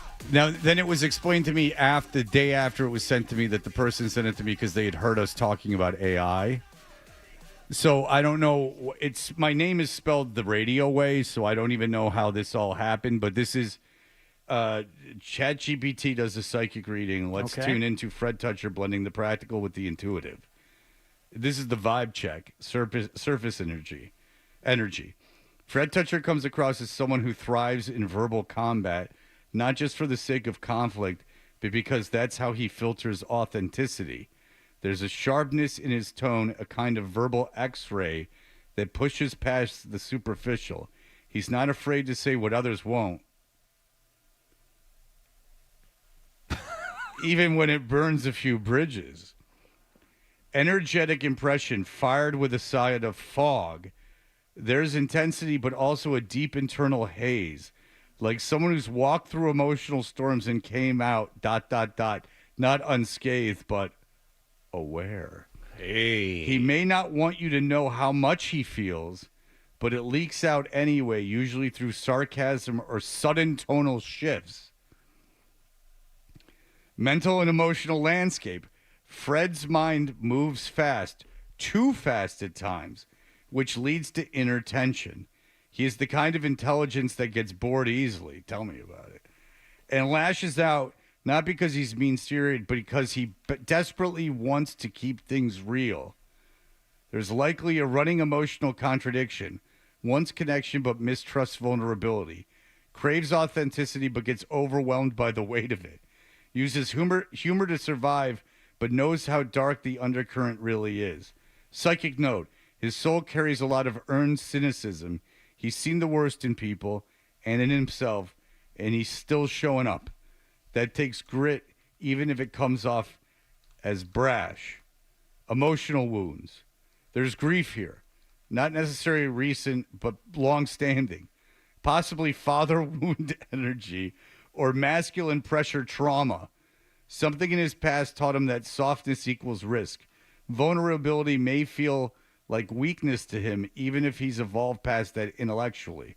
His on-air persona is like armor, but underneath there's someone who wants just one person to really get it. No games, no BS, just get it. By the way, this is sent to me by a woman. Fred Toucher, spiritual snapshot. And I did not ask for this. And this is not someone I talk to like often. Right. Fred Toucher would be the kind of soul that resists any woo-woo until he has an undeniable spiritual experience. If he's ever had a brush with edge, illness, death, or a close one, or extreme burnout, it's likely cracked something open. If he let himself soften into spirit, he'd become a fierce truth teller with soul. Think Anthony Bourdain. Well, okay. I want to hang myself at 62. Exactly right. Meets Ram Dass. Grounded, raw, but with a surprising grace. I'll skip ahead because this is kind of funny. This is the funny one. Career energy. There's more for him beyond just radio. If he lets himself evolve, he could easily host a podcast. If you would just stop wasting your time on this silly radio thing. Making money. You could get a podcast. What a pain in the ass that is. He could easily host a podcast or show that blends irreverence with deeper conversation, aging, regret, real talk about addiction, family, or ego. If he leaned into if only there was a podcast that talked about addiction. If he leaned into long-form, emotionally raw interviews, people would flock to it, as opposed to now where people are abutting it. Yeah. But this requires one thing, dropping the shield, and that's the battle. Fred, you don't have to be fire to be felt. You don't have to break the thing to prove it's real.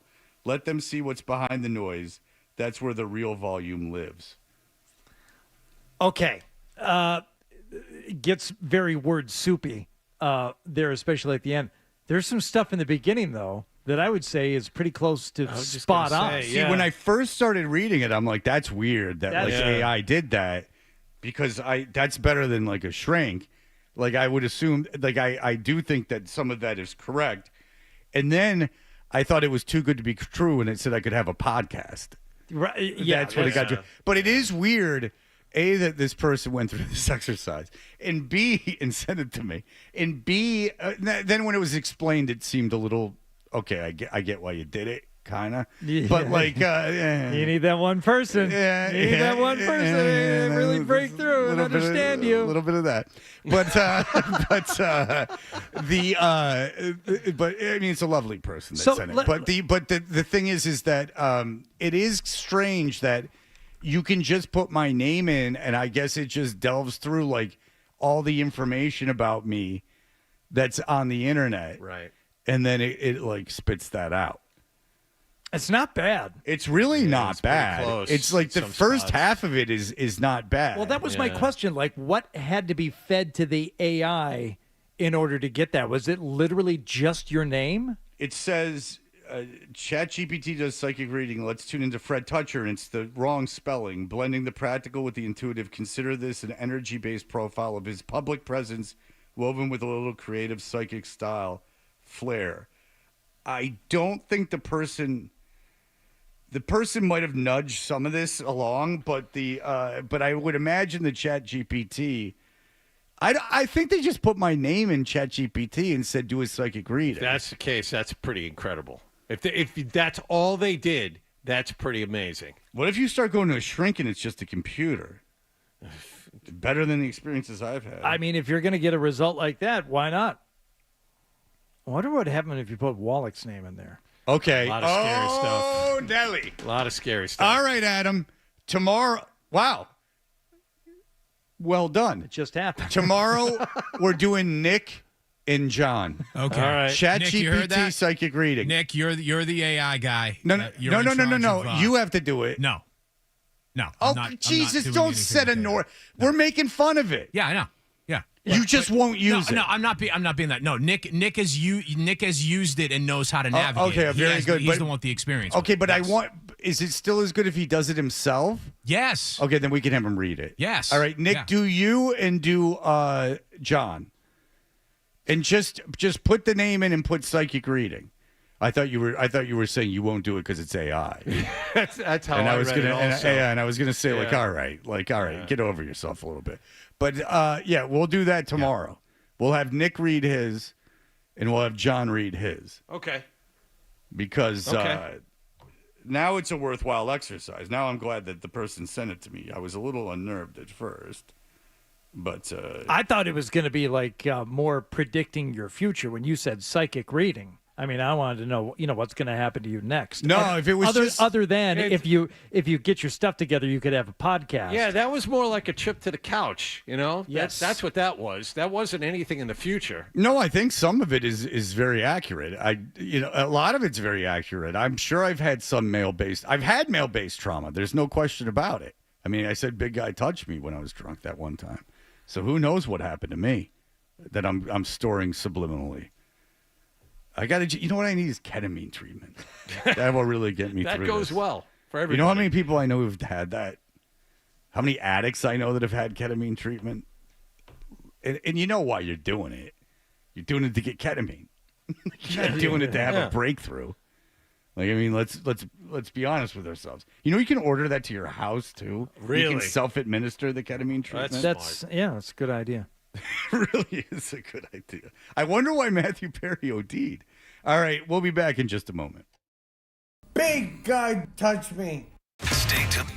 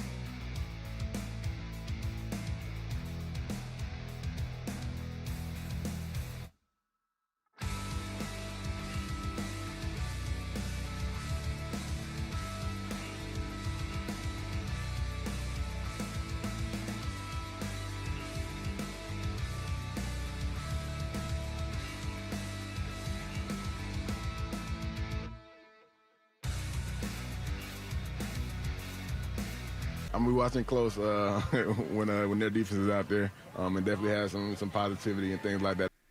We talked to Christopher Price earlier in the show, and you would hope there's fights if you're going out to the practices. That's what you kind of go for. We saw one yesterday. I mean, it's almost inevitable. You know, you're looking forward to hitting someone else. You get competitive. I think it was Indianapolis and Green Bay, something like that. But, I mean, Baltimore, sorry. But, yeah, it's bound to happen. And when the Patriots were in Green Bay a couple seasons ago, there was a fight every 10 minutes, according to Chris. It's on Instagram, which I have, like everyone else, find myself scrolling through, and it's slowly making me a robot, an automaton. I saw two interesting fights now that you mention it. One was Green Bay played Tampa Bay when Warren Sapp was on Tampa Bay. Favre throws an interception to one side of the field. On the other side of the field, Warren Sapp, for no reason, knocks over the left tackle for the Packers, tears his knee, has to get carted off the field. After the game, Sapp goes up to the head coach of Green Bay to shake his hand. He won't shake his hand. Sapp, protests, "Why won't you shake my hand?" Coach, I can't remember who the coach was. Coach for Green Bay points at him and is basically like, "You hurt my guy." Was it Holmgren back then? No, it wasn't. I would recognize it wasn't Holmgren. I can't remember the guy's name. Okay. It wasn't the current coach, and it wasn't Holmgren. Okay. And so the Sapp starts going nuts and like going, "Put on a uniform, I'll kick your ass." Like, "Put on a uniform, I'll kick your ass." And the whole time I'm thinking, you hurt that guy. Yeah. The only reason you tried to shake his hand is because you hurt the guy, and then he wouldn't let you off the hook. So now you're acting like a child, and you're throwing a fit because you know you're wrong. And the other thing I saw was the Belichick, when he was 6-0, was playing a 1-5 Jet team. Adam Gase was the coach, and they were lined up in a punt formation. And he took a delay of game, Bill Belichick. They were up 30-0 in the fourth with 8 minutes to go. Yep. Belichick takes a delay of game. The Jets decline it. Then Bill Belichick deliberately goes off sides, and the Jets decline it. And Bill Belichick is on the sideline laughing and having a good time. Yeah. I love that he is such a wreck in his personal life. And then he gives all his money away to women. It could have been any team. But Mr. Buttoned Up, Mr. Decorum is sitting out there dicking around on a sideline. Good. Go give your money to more ladies. Go give millions of dollars. Go buy another brownstone for a secretary. It's just an extension of his purse pig personality. He's out there trying to give away yards. No, it's his dopey idiocy. Well, there's a new coach here. And that is Mike Vrabel. Who I don't despise. No. Vrabel seems to be exactly who he presents himself as.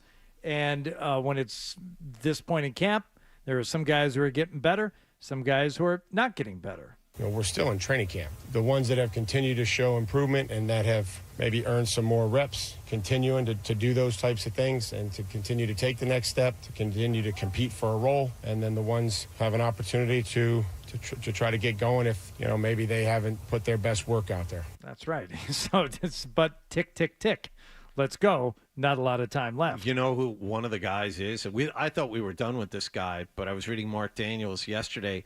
Javon Baker, apparently, is one of the guys that made a push, especially yesterday.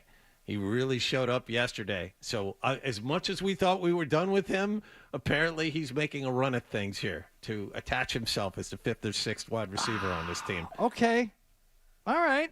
We'll see today. Yeah. Maybe he completely evaporates again today when faced with an actual good team. But for now, he is showing up. All the talk about Will Campbell continues to be about how into it he is and how he wants the competition. He wants to learn. I haven't heard the words good at playing the position or suitable for being a left tackle in the NFL yet, but according to Vrabel, he's doing all the things short of being a good player that you would want from a player. Very coachable player. He's been out there getting better every day. A lot of versatility in his game, and I'm excited about him continuing to work and continue to improve. Yeah. I'm not getting a great feeling. The word. I'm not getting a great feeling. You have other teams saying, that guy Jared Wilson, he's pretty effing good. You haven't heard that from about No one's saying that about Will yet. Campbell. No. The thing, all right, I make these points, and I'm sure it annoys people, but I do want to say this to Patriot fans. Like, it's hard to just be a left tackle in the NFL, right? Like, there has to be some, he's not going to dominate this year. He's going to get beat. There's, savvy professional pass rushers are going to beat him. Like, he will struggle in pass protection at times. was ragdolling him at points during camp. This guy isn't going to be Jonathan Ogden, and we've had a multitude of writers come on here and say the goal for Campbell this year is to be serviceable. And then we had Christopher Price on, and he said the kid at left guard, Wilson. But that's infinitely easier to succeed at as a rookie. Now, just let me say real quick, though, if the one thing that your offense has going for it, literally the one thing, is your quarterback, then it's your job in the leading up to year 2 is to get him a left tackle and real receivers, or at least one real receiver. And depending on how Diggs plays, and depending on how Will Campbell, turns out here, it might very well be the case the Patriots didn't do either one of those. Okay, things. but you took the left tackle in the draft. Like, you took the guy. So this was their best effort. They offered Godwin $30 million a year, and he turned it down. They did their best to try and get a number 1 wide receiver. Yeah, like they took a position you take 4th overall, and they took the guy. Yeah. Now, is he going to be the guy? But you can't fault them for not getting him a left tackle because they got him the best tackle available. Right. I arms understand or no it. arms. But teams don't trade him. No, I get it. But all I understand, you're not going to get an elite left tackle in free agency. No. That's just not going to happen. But the thing is that the expectations, man. And I know I say this a lot. And on that, I also think, Drake May's not going to be great. Like, Drake May he's great, meaning that he's not going to be Jaden Daniels. Jaden Daniels is Jaden Daniels. He should be good, and he should do things where you're like, wow, and he should win them a couple games.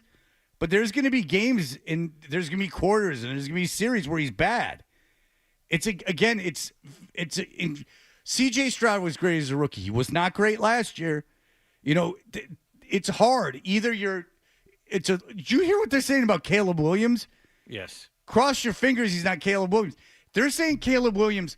I heard this about Caleb Williams yesterday, is that his entire life he's run a 5-receiver set out of a shotgun. No, maybe not a 5-receiver set, but he's run basically a hurry up out of a shotgun with multiple receiver packages. Mm-hmm. Okay? Going into the NFL, it was explained, going into a huddle and calling 3 possible plays. This was Orlovsky saying this, which I thought was good analysis. He's got to now go into a – just think of how basic this is. Yeah. He's got to go into a huddle, call 3 plays, possibly 3 plays at the same time, right? Now 10 seconds have run off the clock, the play clock. Then he's got to get under center, read the defense, and eliminate 2 of those plays and call the one play that is applicable to the defense that they're facing. Yeah. Now there's how much time on the clock? Then there's the cadence. So that's before the ball's even snapped. Then once the ball's snapped, it's the NFL. So Caleb Williams, while he's a phenomenal athlete and a tremendous everything you would ever need in an elite quarterback, is having a great deal of trouble processing all of that. So if he's not really good this year, is he never going to be good? That's not true. But with Drake May, who's not Caleb Williams, you're asking a lot of the kid to go ahead and win you 9 games. And I know you're sick of hearing me say it, but it's the story. If this isn't the story, then what's the story? My feeling is that there is way, way, way, way, way too much being asked of this team from the writers, from the fan base, and I am not rooting for them to win, but I'm not against this team. Drake May seems like a good kid. Everything I hear about him from people that even know him are like he's a great guy. I don't want him to fail, but I also don't want to get on the air every Monday, and if the Patriots lose, have some Harry Carey, samurai to the belly situation where everyone wants to jump off a bridge because, there's growing pains with a second-year quarterback that didn't play a lot last year. Go ahead. And unless I'm mistaken, May has another hurdle in front of him that Williams doesn't, which is a change in offensive coordinators. And a bad offensive line. But the other part of it is, unless I miss my guess, Josh McDaniels' offense is predicated on the quarterback and the wide receivers seeing the same thing in coverage and adjusting their routes appropriately. So not only does Drake May have to see things and call plays, he has to trust that the wide receivers, some of whom he's never worked with before, are seeing things the exact same way that he is. I think I'm right in this. Yeah, well, I mean, and that's another thing he has to overcome while hitting the ground running, and you expect this team to go 9-8? I'm with you, Fred. I don't see it. There's a lot that has to happen. You had Keyshawn Booty last year. Keyshawn Booty's there this year. And how often did Booty play last year? Look, they got the chemistry, John. I say, it's important for a receiver and a quarterback to have chemistry, like you said. Every day we out here working on anything we missed during practice, anything he want. I just ask him kind of, even if I'm not running the route, I'll just go to him and ask him anything you need. It would never hurt to help him work on what he need to work on. So. Glass of water. You want an Okay. Uncrustable? Let's talk about the top receivers on this Patriots team. Stephon Diggs didn't play with May last year. Mac Hollins didn't play with May last year. Kyle Williams didn't play with May last year. Correct. Those are three of your top five. I mean, Demario Douglas, fine, in the slot, but I think his role will have changed because of the new offense. I mean, all I'm saying is you have the new offensive line. That's one problem. You also have a new offensive coordinator. That's another problem. And then the problem is working chemistry with a new way of looking at things in this new offense. It's just a lot to ask. It's a ton to ask of any quarterback, let alone a second-year guy who's supposed to be the next big thing. And I think May's going to be a good quarterback in the NFL. I do. I really do. I just don't think it's reasonable to say he's going to be a top 10 quarterback this year. I mean, think of the quarterbacks and run through them. Mahomes, Burrow, Allen, Stafford, Goff. I mean, on and on and on and on and on. I mean, you can just run through them off the top of your head. He's better than Rodgers. He's better than Justin Fields. Herbert is a guy who's better than he is. Yeah. I think he is. I think Herbert's wildly overrated. But he doesn't win. That I can tell you. But, say Herbert is good. Herbert hasn't won. So you're expecting Drake May to win? At least Herbert at least made the playoffs. He's made the playoffs. Yeah. Stroud is a better quarterback. Mayfield. Lamar Jackson's a better quarterback. Baker Mayfield.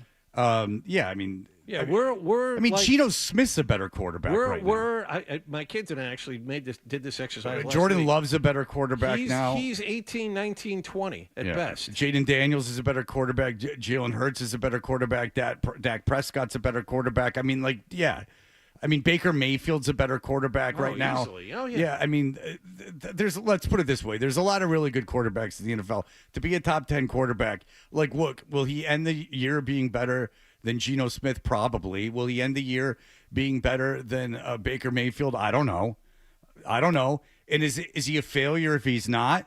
Baker Mayfield's good, but it took him a while to get here. Mm-hmm. And Baker Mayfield is good. You can look at his stats at his numbers or last watch year. his game film, and they win with him. Yeah. And they challenged the Lions 2 years ago in a playoff game. Yep. The Lions got lucky to win that game. And so beat the Eagles in the playoffs a couple of years ago. Yeah, beat them bad. Yeah, so he's a good quarterback. So these aren't slights. I know people get annoyed with this conversation, but I don't know what you want. This is what we do. I think, and look, I think May could be better than a guy like Trevor Lawrence. I really do, and that's quite a coup. He could be the second best quarterback in the division. He's definitely better than Fields, and he could be better than Tua this year, certainly. But you're asking a lot for him to be a top 10 quarterback, which is something I hear people say, writers say, which I just think is completely unfair based on the talent around him and his age. Because he's not, did you already say this? He's not a 26-year-old, second-year player. No. He came out as a 21-year-old. Right. He's a kid. There's a long way to go.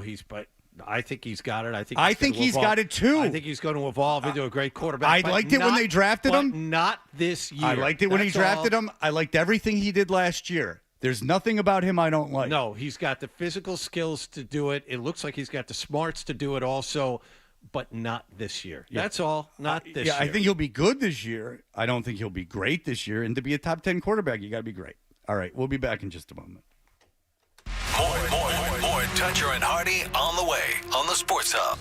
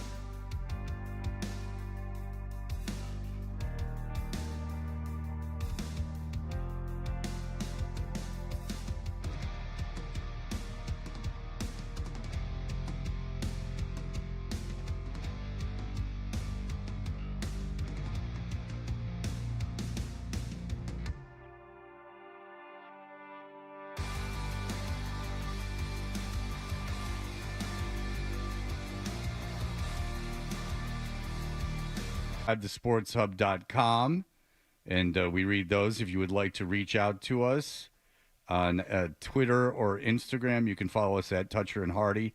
You can also follow Hardy on both of those platforms at Hardy985, or you could just join the parade of at Fred Toucher on Instagram, which has got the kids going nuts. Let's just put it this way.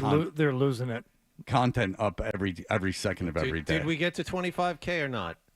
I know I ask you this a lot, but I feel I need to know the answer. I am sitting pretty at 25,533. There you go. Woo. Sailing past it. Now you're in money-making territory. It feels good. Yeah. Let me put it that way. Hey. And I get these followers up, and the next thing you know, it pays off for everyone, the audience, everyone. It's really, I could really use it at Fred Toucher.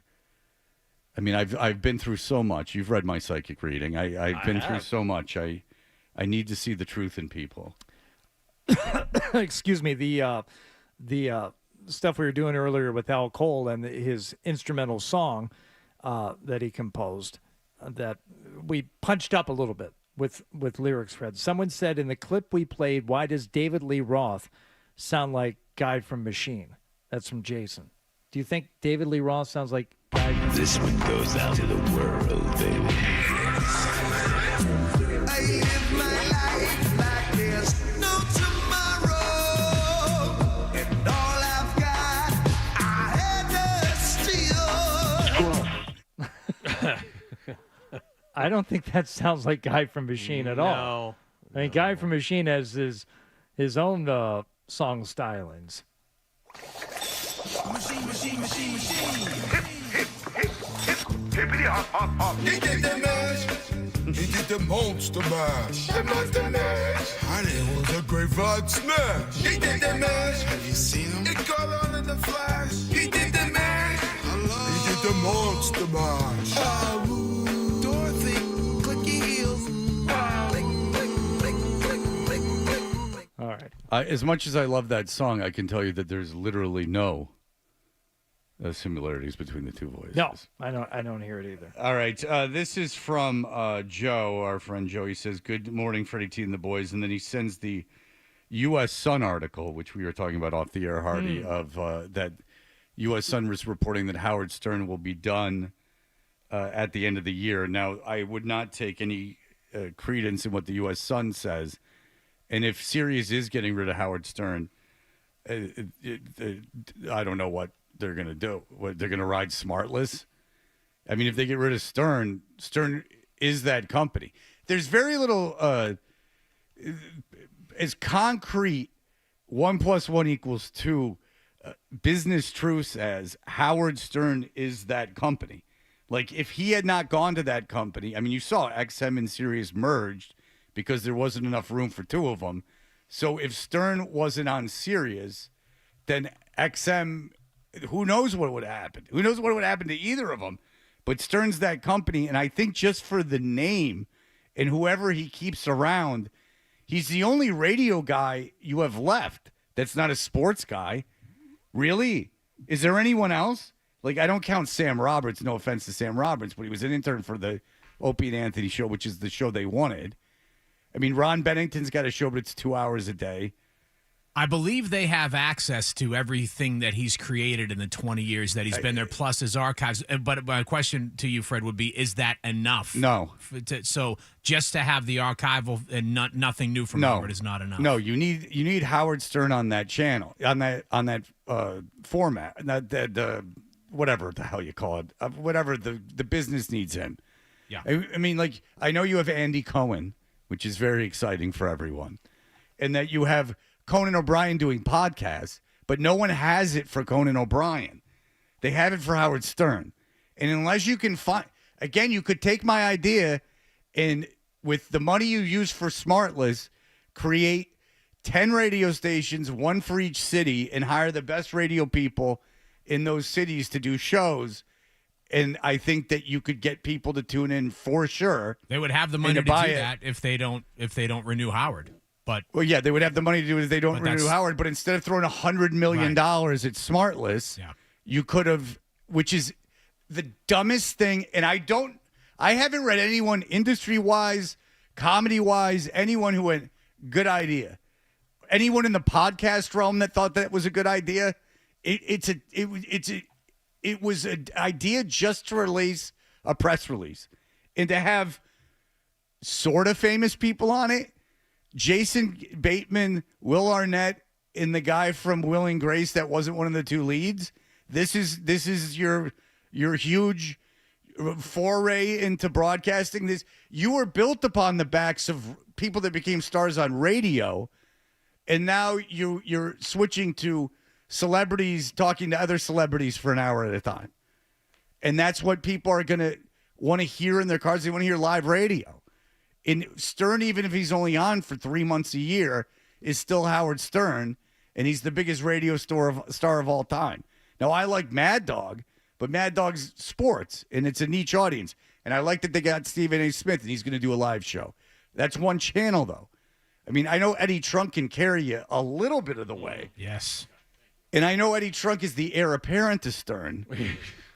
So if you lose Stern, then what do you got? Is there a way that this Eddie Trunk and Trunk 101?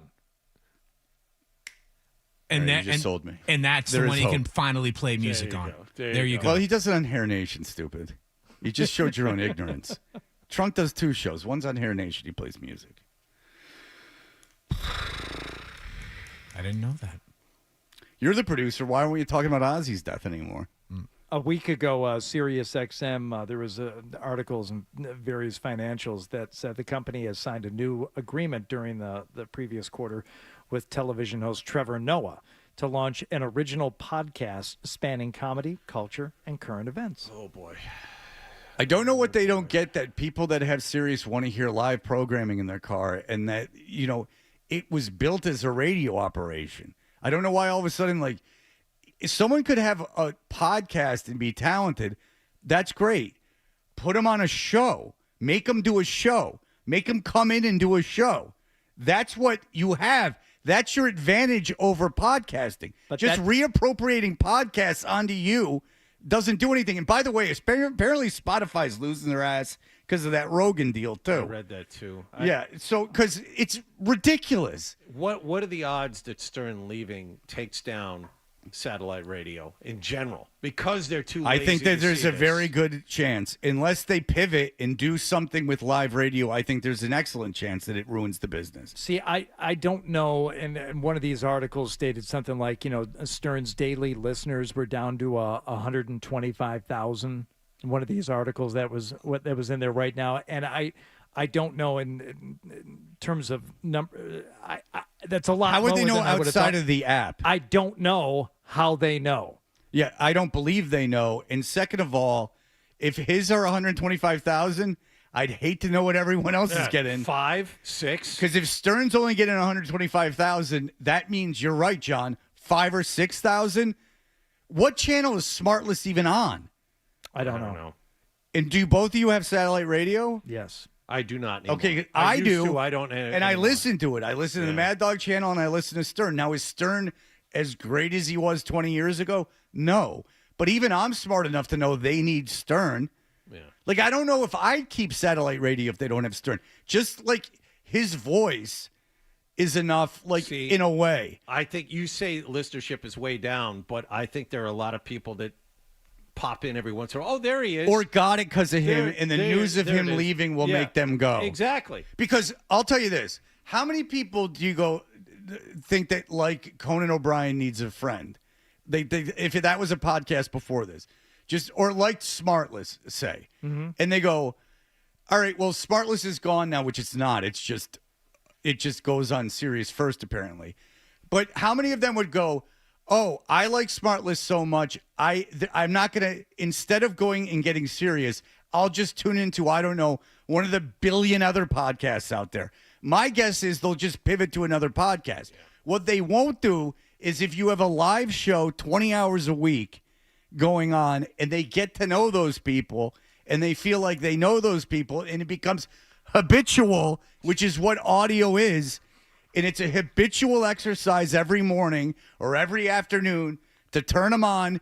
And you know what? At first they hate the guy. This sucks, this sucks, this sucks. But then after a while, they get it and they get to know the show and they get to know this and they feel like they're a part of it. Blah, blah, blah, blah, blah. What radio does in an audio medium, that's your advantage. Anyone, YouTube, Apple, anyone can crank out 1 billion podcasts. You have the advantage of being live. You have these beautiful studios in Miami and DC and New York. Like, fill them up. But that costs way more money. I know what their answer is going to be. It's like more than $100 million. It costs them more money to get people to come in live because then you have to pay those people full-time salaries and you have to give them benefits. Okay, so take my idea. A bunch of part-timers spread out all over the country. Okay, take the SmartLess. You never do the SmartLess deal, and you never do the Call Her Daddy deal, or you do the Call Her Daddy deal and have her come in and make that a channel. And have her. She's talented. Just have her do a show live. Take the $100 million and I don't know, scrape together, like, take away the Conan O'Brien channel or make him come in live. Take that money and reappropriate it to build your own stars. Take really talented people that have had success that are making money, but they're not making $100 million. I mean, I'd go do Sirius if they paid me a couple $1 million. Pay me $2.5 million, I go do Sirius in 10 seconds. I wouldn't leave. You'd have to pay me $2.5 million. You wouldn't have to pay me $100 million.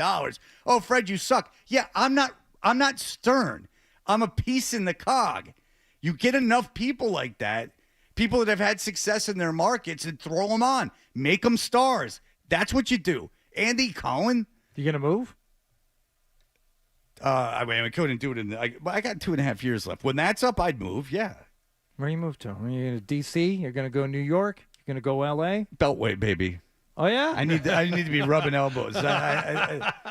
Get me a nice Nebraska representative on. Cool. I need to feel like I'm down there with the dogs. I'll skip it a jump right to the studio. But it'd be hard to get over the pull of Miami. How lovely it is there. Now, would I want to move to any of those 3 places? No. But for $2.5 million, get a place in Long Island and get a driver. Sure. I mean, who knows? Look, it's just they need Stern. And the business model is absolutely terrible.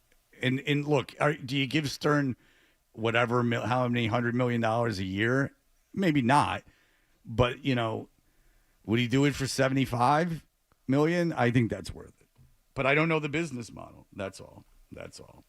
Yeah, that's the report. They're going to offer him something. They don't expect him to take it, and it's going to be done.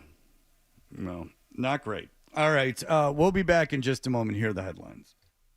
Essential Sports Hub headline presented by Celsius Energy Drinks. The Red Sox win.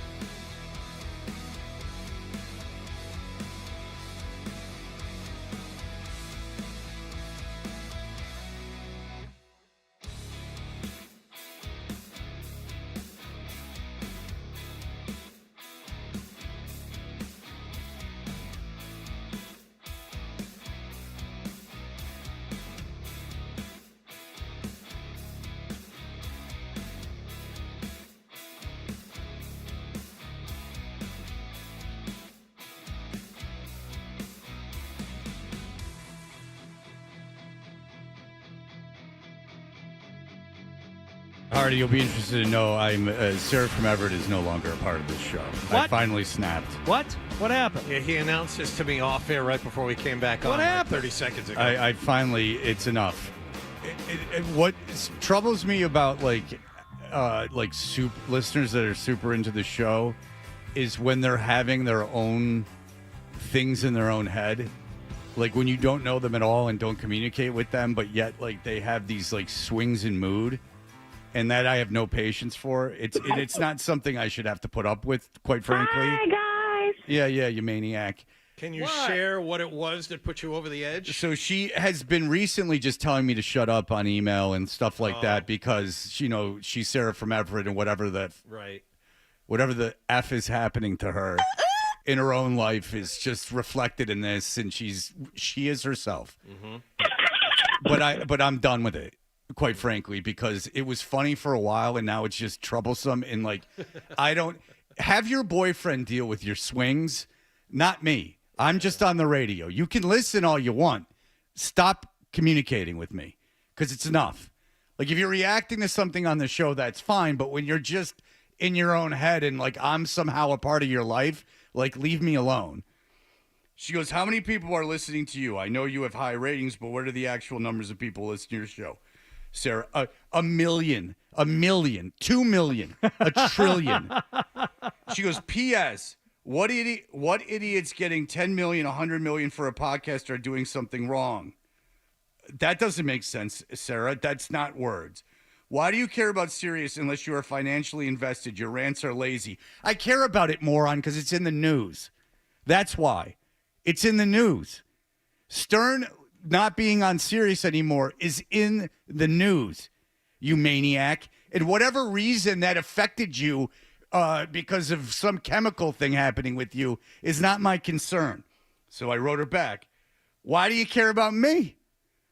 What a dumb question, Sarah. I care about Sirius because it's in the effing news.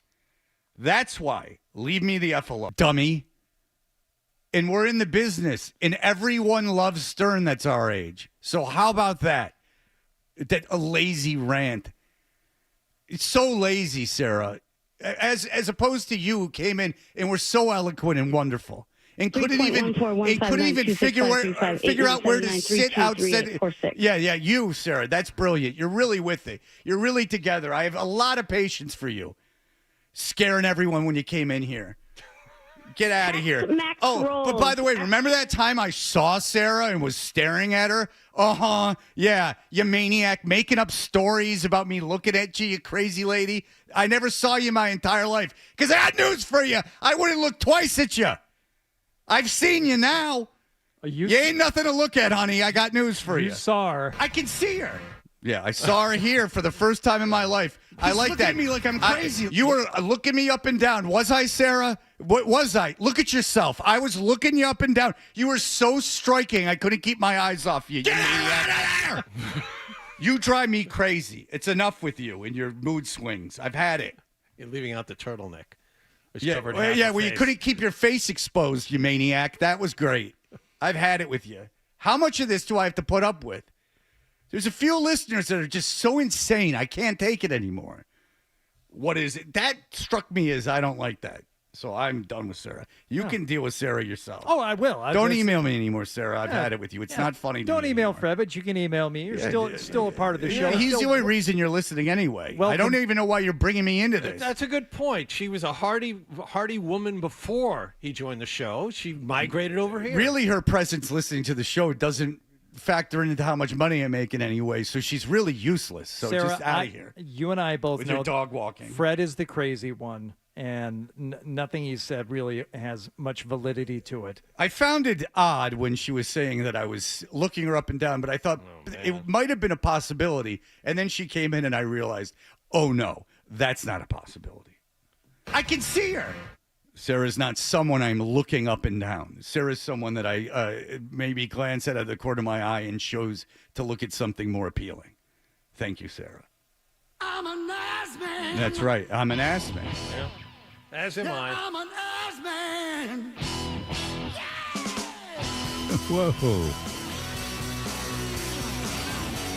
Whoa. Blind Scott, not everyone can be like you. Yeah, like, I'm a real radio person. I go on real radio stations. I say what a star Fred Toucher is. Fred's actually the best in radio. Ryan Seacrest does pretty good bits, but I think Fred deserves more money than Ryan Seacrest, and I'll be calling him after the show ends. But, Fred, I'm taking all Sarah's airtime now. Every time you think about mentioning Sarah and Everett, just do a Blind Scott mention because Blind Scott is back, baby. That's right, Blind Scott. You're the man. It's interesting you talk so much about Howard Stern today since we have our own Elegant Elliot Offen calling in as Blind Scott.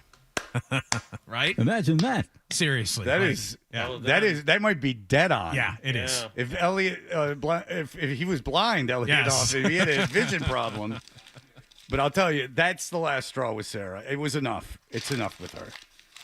As I think you can all sympathize. It's enough. I sympathize with Sarah. I do. You would. Having to put up with you. You would with that unspoken flirty thing going on Sexual between tension, the two of you. yes. Well, of course. It's very rare nowadays that I snap at an email, but Sarah has pushed me to my brink. I understand. Why are you talking about it? Oh, I don't know. Because it's in the news. And we have a male audience, and, men tended to listen to Stern. In Boston, too. He was on here. Pretty big star. Why are you talking about? Like I'm talking about someone's nephew. God, Jesus Christ, Sarah. And it builds up to this. I can tell something's going on in her own life, and it builds up. And now that I'm finally snapping about that, I looked at her when she was walking dogs because it's such a ludicrous proposition. I actually believed her until she came in. All right, that'll do it for us. Everyone have a great day. But I didn't see black.